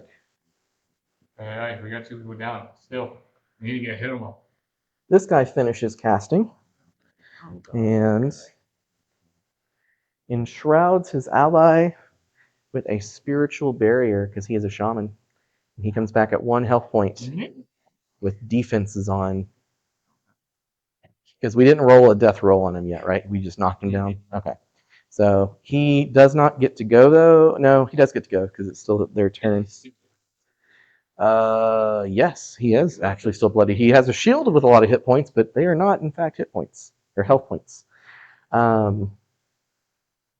Ooh, do I be mean? You just want to kill me. I love killing you. It's so fun.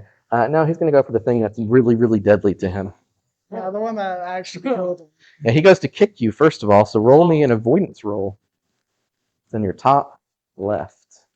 And it's a 1, so it doesn't matter. All right, so you get knocked 10 feet back and knocked prone. And from the top of the cage, or it's just 2 squares away, so we're back. He takes 1 step back, and you're like, oh, good, he's leaving. And he leap strikes you with a +5 to hit because you're prone. So that is 2 plus the base of 5 is 7 plus to hit chance is 4 plus 5. I do believe that hits you. Ouch. So he's got 6 physique. So it's 6 plus 6, so 12 damage to you.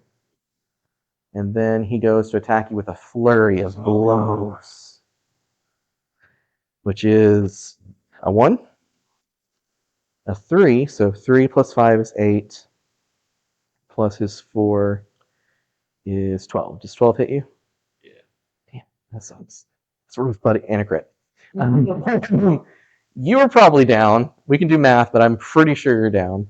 Yeah. Okay, so you're at death's door, you're at death's door, you're at death's door. We're learning healing our allies might be important to do. All right, and that is all of the enemy's turns. This guy rushes up. You knew a spear could kill so many people. I know, and he hides there. They both begin chanting something else. Oh. Actually, no, he doesn't chant because he's already got his lightning thing going. You can interrupt it, though. You can interrupt him. All right. So, with that said, next up, Zayden, you're the only one standing. I'll move forward. Okay.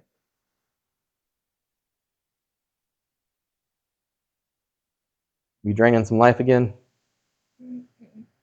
Are you sure you might get one of your allies up? Up to you, man. Okay. Did you still want to move forward, or do you want to be back safer? Or I'll stay right there. okay.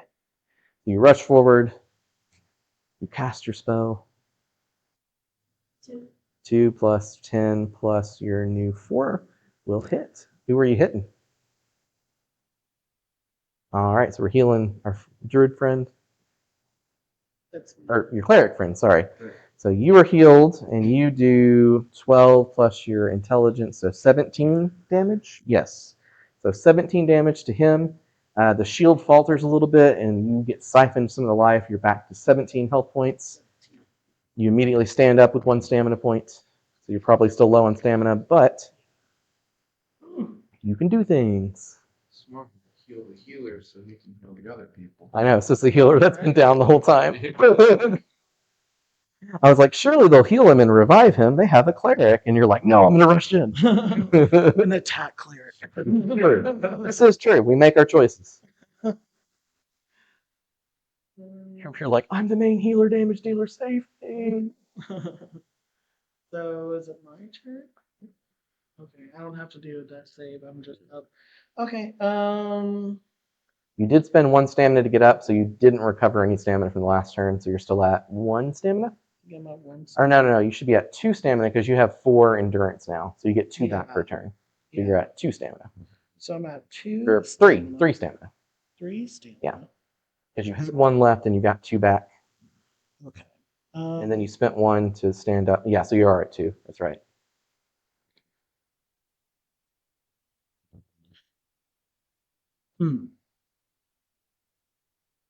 With courage?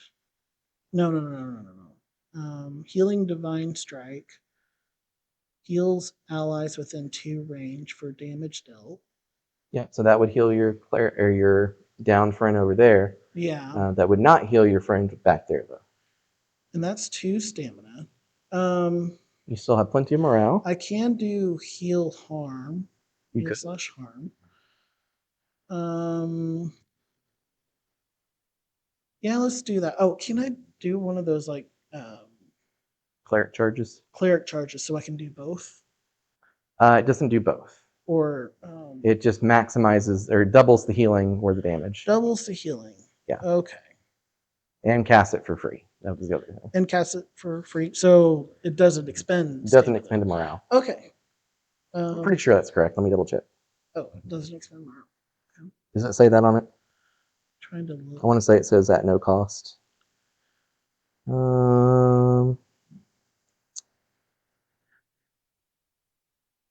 Tribe healer, expend devotion charges to cast heal harm, attack spell, and double heal outcomes. Okay. I will do that. Okie dokie. And So you begin chanting your heal harm ability. yes. All right.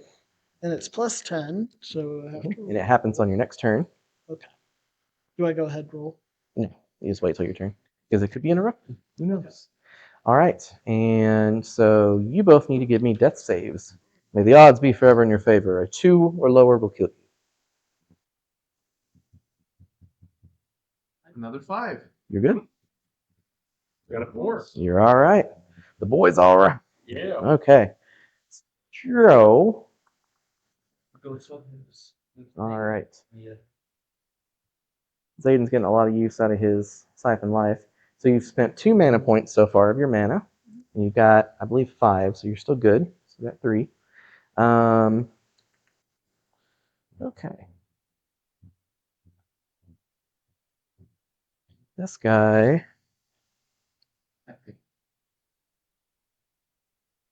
rushes up. And he goes to throw a flurry of spears at you. As he throws 3 spears that are inaccurate, he's just hoping to hit you. Got to beat an 8. That's a crit. Jesus, that's another crit. And then a 2. So only 2 hit, but they do crit, unfortunately. So these things are just, my dice are murdering people today. Remember, do not let me use a white dice. So that is, his physique's not super high at least. It's only a 2. So it's 2 plus 3 is 5, so 10. So total of 20 hit points of damage to you. So I think you're still around, right? What's your max? I think I'm dead. I only have 20. Oh no, you are in death's door. Oh no. So you see, that's 3 spears. What happens is, as the spear hits you, it disappears back to his hand, and he gets you, unfortunately. There's still fireworks. I know. It is July 6th, people. It's ridiculous. All right. Unfortunately, this guy does do what he do. And hurt people. He does. He goes to strike you. May the odds forever be in your favor. The one person that's still. I mean, you said 1 and you rolled a 1, so. Oh, yeah. You see that bolt of lightning come down, it just hits right in front of you. Thank you, Father. Oh, Father, be blessed. Say bad word, whatever. Yeah, don't call him the old father. Okay, so that is its turn. That's that one's turn, and the big one has already gone because he knocked you out, right? Okay, so yeah, we were top of the round with the players. Make good choices, everybody. Your heal harm completes. Who do you use it on? Do I still have to work for it? Nope, it automatically succeeds. Oh. You can roll to see if it crits. Correct. No. Nope. Okay. Who are we healing? Are we healing our druid finally? Yes. All right. What's the range on it? That'd be an entire fight. I know. I feel so bad. 3 range. Yeah. So you'll have to move closer to him, which means I will attempt to attack against you. Get rolled a 1. Okay. So I All right. just dash way back there. Yep. You can just use your normal movement, I think. Yep. To get 3 away from him. So Yep. I'm like 3 away still. Yep. Then you finish your chant. Heal. All right. Back in the game, brother. Sister. Happens all the time, bro. Don't worry. All right. You're back in it finally. You still have your turn with an action. Finally devising something to take these dudes out. Mhm. How much did that heal me for? Full. Well, Because yeah, it's like 39 or something ridiculous. 8 times will plus 30. Yeah. It heals strong. indeed. I'm gonna do elemental eruption for some good big AoE. Love it. Love it. And whenever it fires off, I'm gonna use one of my creation charges. You going for ham. Yeah. You are angry. I love it. All right, so we gotta protect our chanter now. Okay, and so our 2 down folks, you're gonna have to give rolls. And the odds be in your favor. A 2 will kill you. You are poofed out of existence, my friend. I am sorry. A 6, you're back at 1 health point, bro. You don't get a turn this time, but you are not dead anymore. Okay. You can just leave alone. Oh. I can.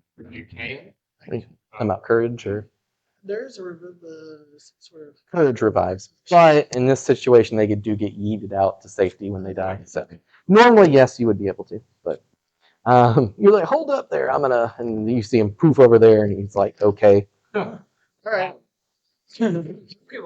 okay, let's go. I decide to heal. Barely alive. He's still got his barrier. He's barely alive. This guy's completely unharmed. This one's unharmed. So this guy rushes in Yeah. and goes for your minion. This guy goes to try to blast you with lightning. And then this guy goes to throw 3 spears at you. They are trying hard to get you because you're right there in the middle as a squishy caster. All right, first guy goes to throw his spears at you. Why did I roll 2 crits in a row against you? I promise I don't hate you. You're an awesome roommate. You are, in fact, down in death's door, though, again. This dice has rolled more crits than any dice I have ever used. It's rolled some 1s, but not nearly enough. All right, so you are in death's door. Your minion gets flurried. Another crit. I promise you it was. Hey. A 4 and a 5. All right, so your minion also falls over into death's door, but you have at least protected your allies, except for the last bolt of lightning goes at our cleric friend. Not again. Look at that. Yeah. You keep rolling 6s. This is the devil's dice. It rolled 3 crits in the last 4 rolls. Which were my 5s. It does. Roll it, and if that gets a crit, I quit DMing for a week. It was a 5. So it's an individual. You're the curse. boss. Yeah. And a crit in the next 3 rolls. Okay, so you get obliterated with lightning. I'm sorry, you are at death's door. I think we're all a little crispy here. All right, everything's crispy, but that is the enemy's turns. They're still within 20 radius of each other. You are up. All right. You've got a chant. You're like, all this anger boiling up from you, all your natural harmony coming to a boil, and do not roll a 1. and all your friends are down. Roll a crit. Come on, dice, you crit. Yes. is the I'm telling you that dice is cursed, dude. That is the cursed dice. Okay, they are probably dead. We're gonna do the math, but because you're also doubling it. All right, so it's 2 times willpower plus 36 elemental damage. Okay. So that would be 12 plus 36, 48. And Yeah, 'cause you invested in willpower too, didn't you? Yeah. Jeez. all right, so 48 times 2. Pretty sure you one-shot them. Probably 96, yeah. Times 2, Times because two. you're using your charge on it too, right? True. Yeah, 192. They're gone. So which element was it for funsies? For funsies, well, I figure I'd have a better chance of taking out the tree ant if it was fire. So it's just a huge, He like, takes double fire damage. yeah. You just did almost 400 damage to this poor thing. He's not left alive. Everyone in the entire stands shrieks at once as they think you are some abominable god at level 2. Even like burns through his shield and everything, takes him out in one shot, and this one as well. They're all burning in a fiery inferno that just sweeps through this area. It starts at a little point, just goes. Just to the back. Yeah, you did mega mean on this thing. You did an explosion, and they are gone. And you hear. I'm just sitting there leaning on my staff, like breathing really heavy. Hey, your staff adds extra damage too, because why not? So you did do over 400 damage to this guy. God, this is amazing. For reals, though. Well, that was one way. So getting your druid up was the right call. Yes. For sure. You have hinted. Very much so. Amazing. Great. I love to see it. And you guys did everything you could to defend him, so that was good play. Good play for everybody. All right. That works. You hear from Leolin up in the stands. And she says, I haven't seen a fire explosion like that since my youth. You pass. We don't even need the third trial. You clearly are prepared. Unfortunately, that druid treant was a member of the city, and we need to tend to them immediately and go find one of our highest clerics to completely revivify them, because There's only like a. they are not right but ash. We could not save them in time. My bad, Holmes. It is okay. What happens in the arena stays in the arena. But I do caution you to use maybe a hint more restraint should you ever wish to parley with an enemy. Yeah, I mean, you gotta admit that was pretty sick, right? A very sick burn, one might say. Indeed. So you hear the crowd go wild after shrieking in horror. The new druid! You will be one of the new druid leaders. Me? Shit, I don't know if I can handle What this. district have you chosen? The money one. Everyone's like throwing gold coins at you. You receive 2,000 gold coins worth of value. Well, I would say they did that, but there's no physical currency here. You just see random tips popping up like it's Twitch over here.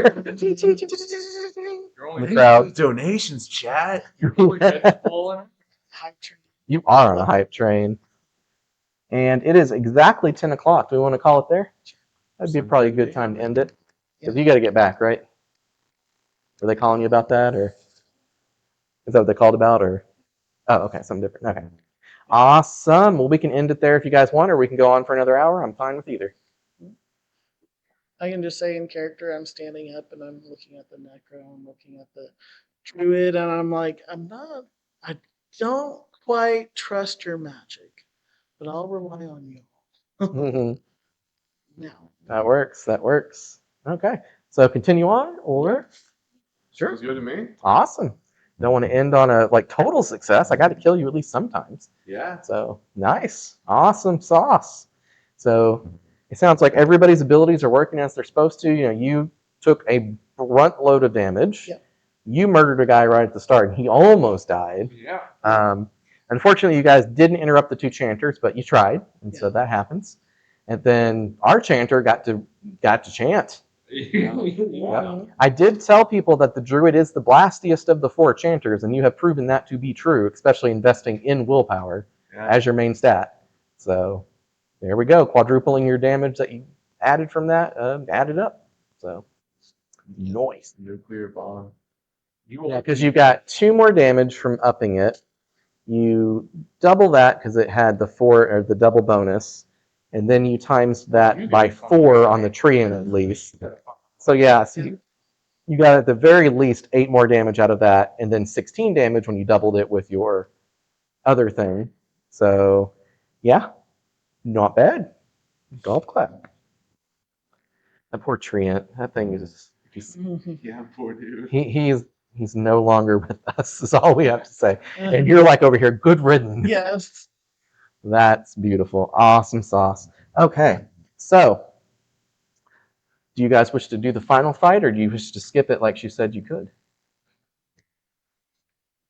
Gosh. Let's hear it, crowd. Should we? Shall we? Should we really test their metal? Even says yes on says no. Evens, yeah. You guys look to each other, you nod. Yes on She says, let's take your bets. Dang, now we're gambling. Okay. See someone behind me. Who dies the most get the most coin. You wish to face the reigning champion of the arena? Yeah, bro. She jumps off the stands, takes the hero leap down with her blade. She looks at you like Melania from Elden Ring, and she says, Lady Mikula. I will have the time of my Don't tell me she does. think. Crappiest. You go first. Me? She says, you guys go first. Oh. So we'll keep the same initiative order. Way back on that board.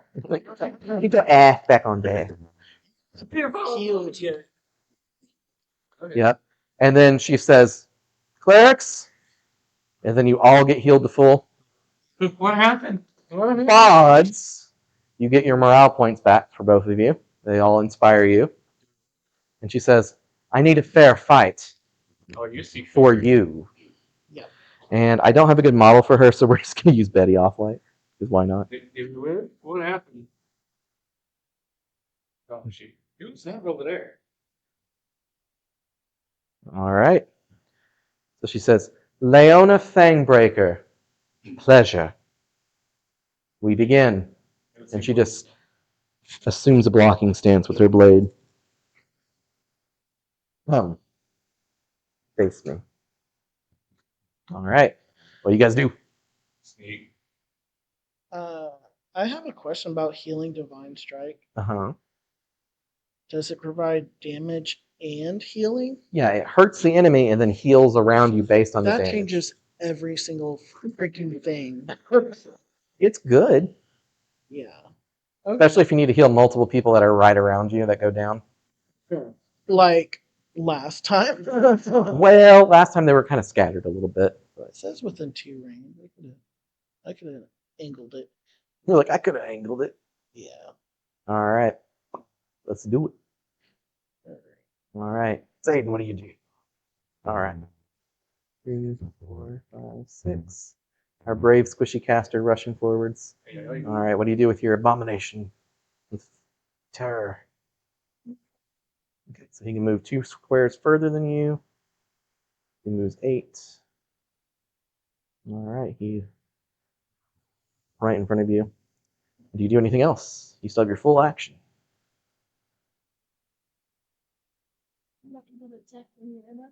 I think you can actually, because it goes 20 squares, I believe. Pretty sure bolt does. I think all the bolts go 20 range.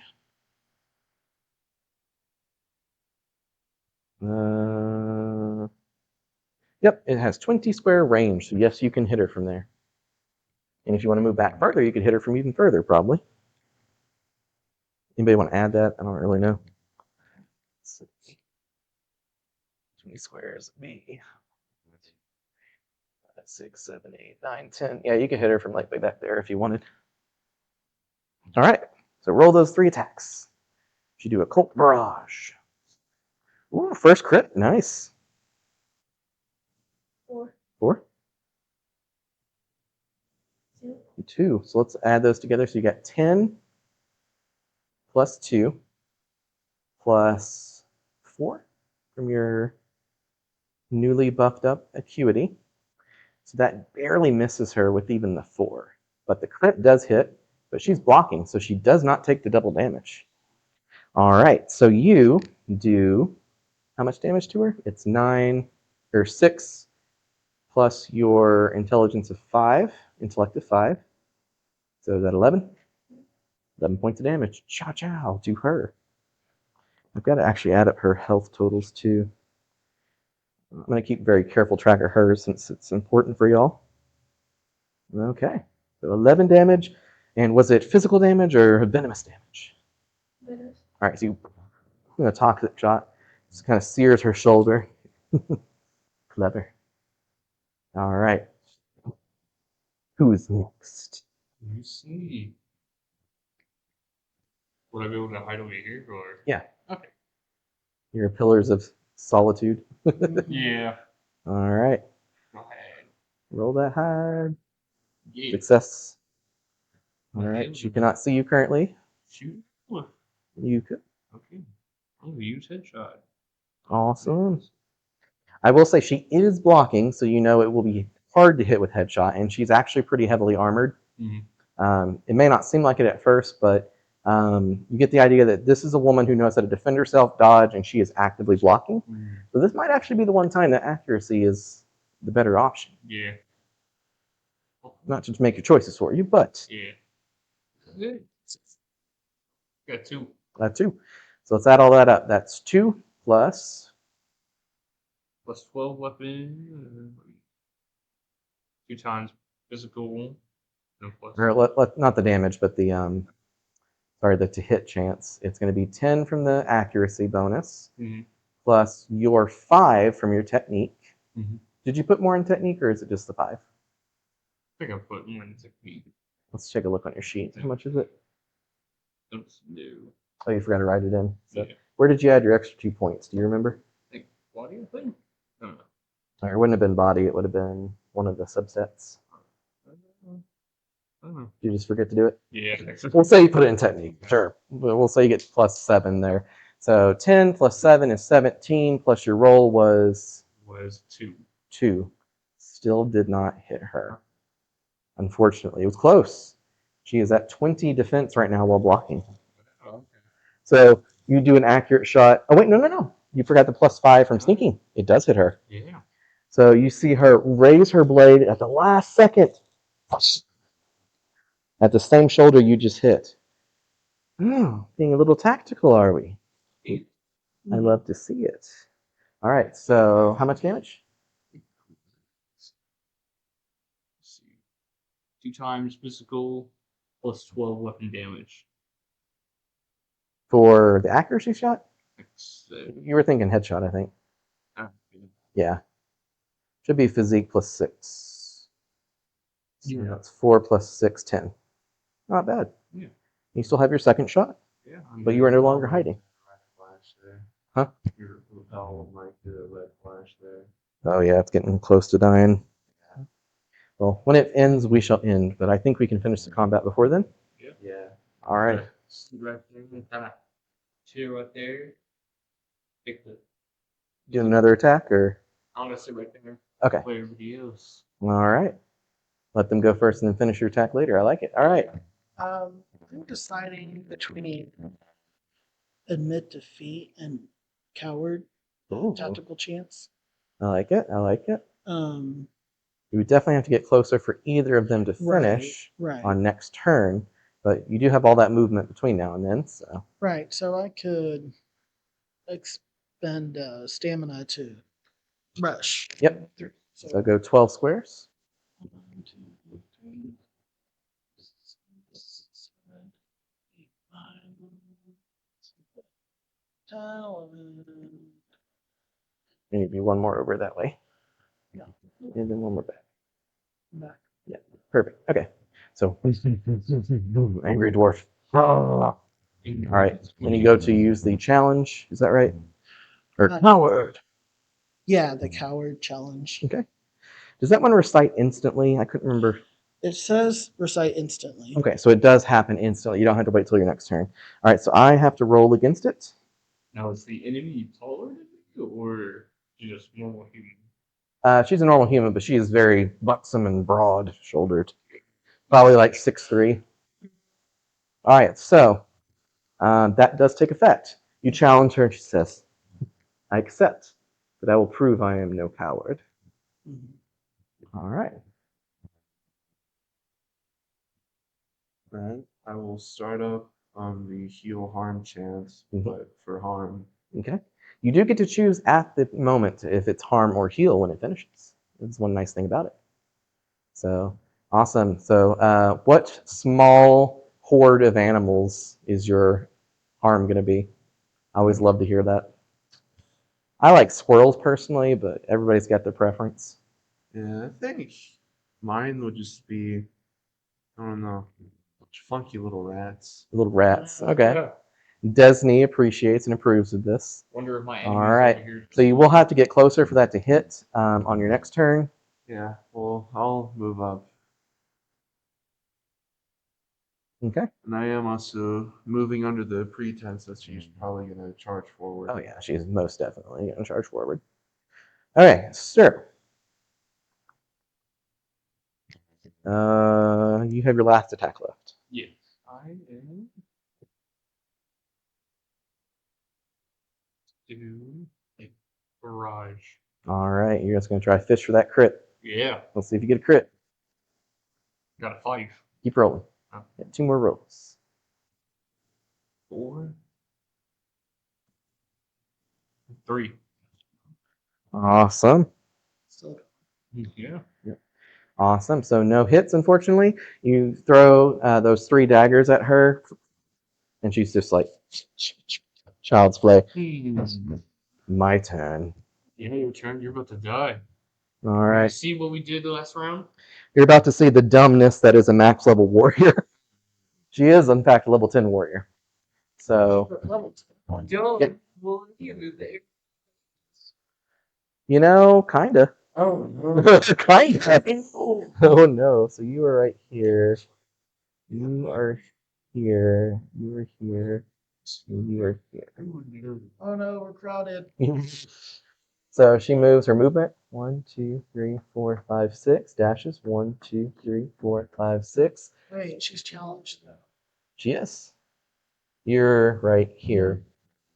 That's me. Oh, good point. You've saved everybody because this is about to get bad.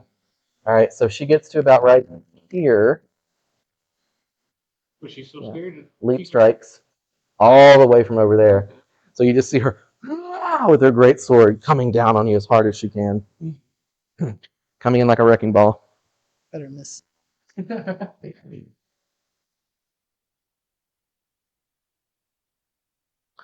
So that is jump strikes 5 plus her max of 8.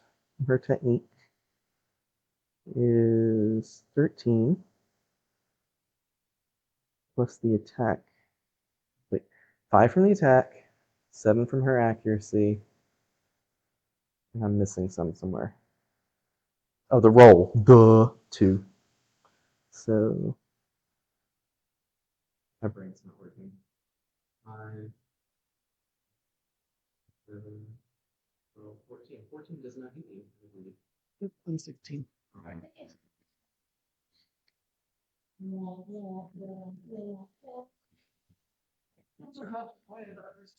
All right. This one's also about to die, I think, but we will soldier on as she will. All right. So she then goes to do a helm splitter against you, as she would.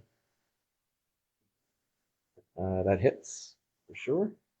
No crit, you're lucky. And then, so that's 2 attacks from her. Okay, and that one does 8 physique.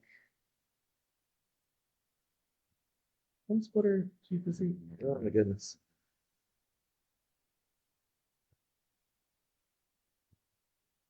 We have it. Let me see.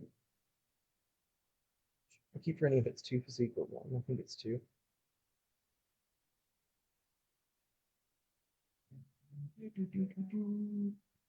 Yeah, it is 2 physique. All right, so that's 16 damage plus 9. So that is 25 damage from the first helm splitter.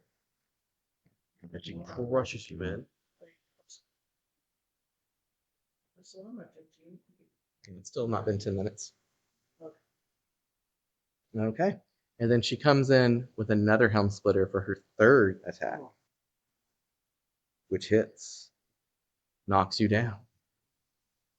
She looks at the rest of you and rushes forwards. So that was a total of 3 attacks so far. She blows some more stamina. 1, 2, 3, 4, 5, 6, right in the middle of y'all. And does Blade Storm. It is Millennia. It is Melania. No. She is very Melania focused, not that I intended her to be so. But Melania just has a lot of the same features. All right, let me. Right? No, she does not have Scarlet Rot. You're lucky there. She just has endless well springs of stamina to draw from. Blade Storm. Yeah. Okay, so it's 5 plus the roll is a 6. This is gonna be rough. Okay, so it's physique. So she has 8 plus 9 is 17 weapon damage times 2 is 34 for her fourth attack. So who's still alive? You're down, your minion's down. And for her last attack, she runs over to the druid, blowing more stamina, but using her charges to generate more, and goes for a flurry of attacks against you.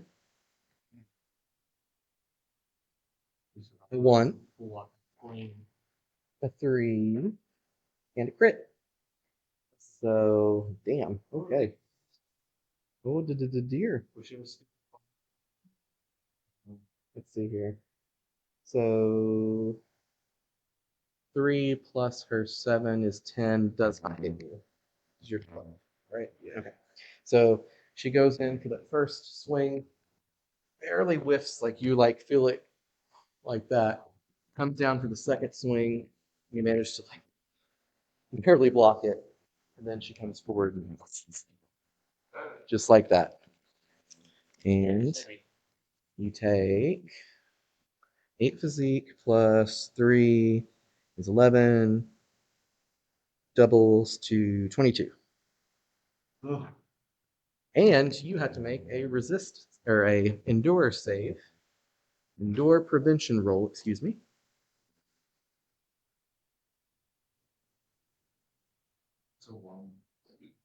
And it breaks your concentration on your chant. I'm sorry. And then she says, your go. Pure flame.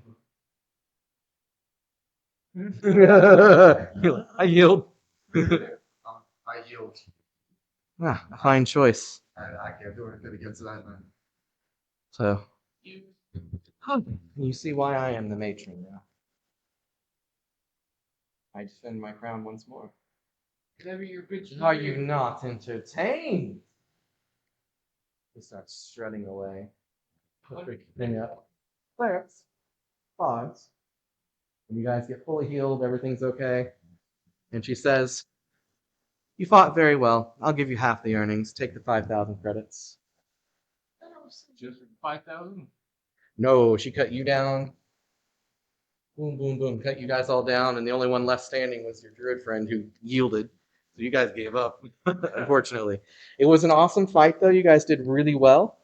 If you had blocked like one more attack, she might not have been able to get everybody, but it was just the way it was intended to be, unfortunately. And you go up against a level 10 warrior that gets 5 attacks. So If that's their specialty, is they get 5 attacks and they get their endurance charges enough to keep pumping up their stamina and healing. So warriors be crazy is what we have learned. And our mic is about to end, and that is a good time to finish it at exactly 10:20. So, like we always like to do, the 3 questions. Coolest moment for your character, or favorite thing, thing Killing you learned, and thing you wish had been improved. nothing bad. What I've learned, we should definitely use our biggest attacks. Mm-hmm. And then favorite thing, I killed an enemy just like that. Yep. Yeah. I will say charging a level 10 warrior was very ballsy. Probably not the best move in grouping up, probably. Yeah, Where plus you're it was making volleys. yeah, plus it was only 4 of us, so Yeah, for sure. And you're level 2. So Yeah. that's Yep. You would get green. I need to heal more. And um, do a lot more like defensive. I also need to heal more. Favorite moment? I mean, dude, what else but the big nuke? Dude, that's What fire. else? What else am I supposed to pick? see ya. You know? We did that on her. Done a lot of shit. So let me give you her full hit point. It would be a level 10 warrior, so it would be 8 plus 12 times 10, so that's going to be 128 hit points. So she wasn't like immortal. You see with that fire thing. And thing I learned, grace charges are really good. I don't need to heal more. Yeah, you healed quite a bit. You really actually kept the party alive more than the healers. I don't have a favorite moment. What about that crit that healed him in bull? That was pretty cool. Yeah. Thing I learned, I don't know. Your abomination took a bunch of damage. Terror was definitely a threat to them. So. Should have protected him more. Yeah, sometimes. I think you used him well. He definitely took a lot of grunt for the team, and you got to use your spells more than most necromancers I've seen, so that was good. Yeah. And you learned to play the game. You feel like you picked it up pretty quick? Yep. Nice. It was it fun. More challenging than you thought it was going to be, or was it about right? It was about right. So, cool. All right. Well, thank you. So we're going to go ahead and end it there before the mic dies. And thank you guys for watching. And we had some people participating in chat today, which was great to see. And so this has been John at the Grappling Gamer Lounge with our 16th game in a row, I think, actually, for the 100 days, 100 games in 100 days. So plugging right along on that, almost to that 20th mark to get a fifth of the way through. So thank you guys so much, and have a wonderful rest of your holiday weekend.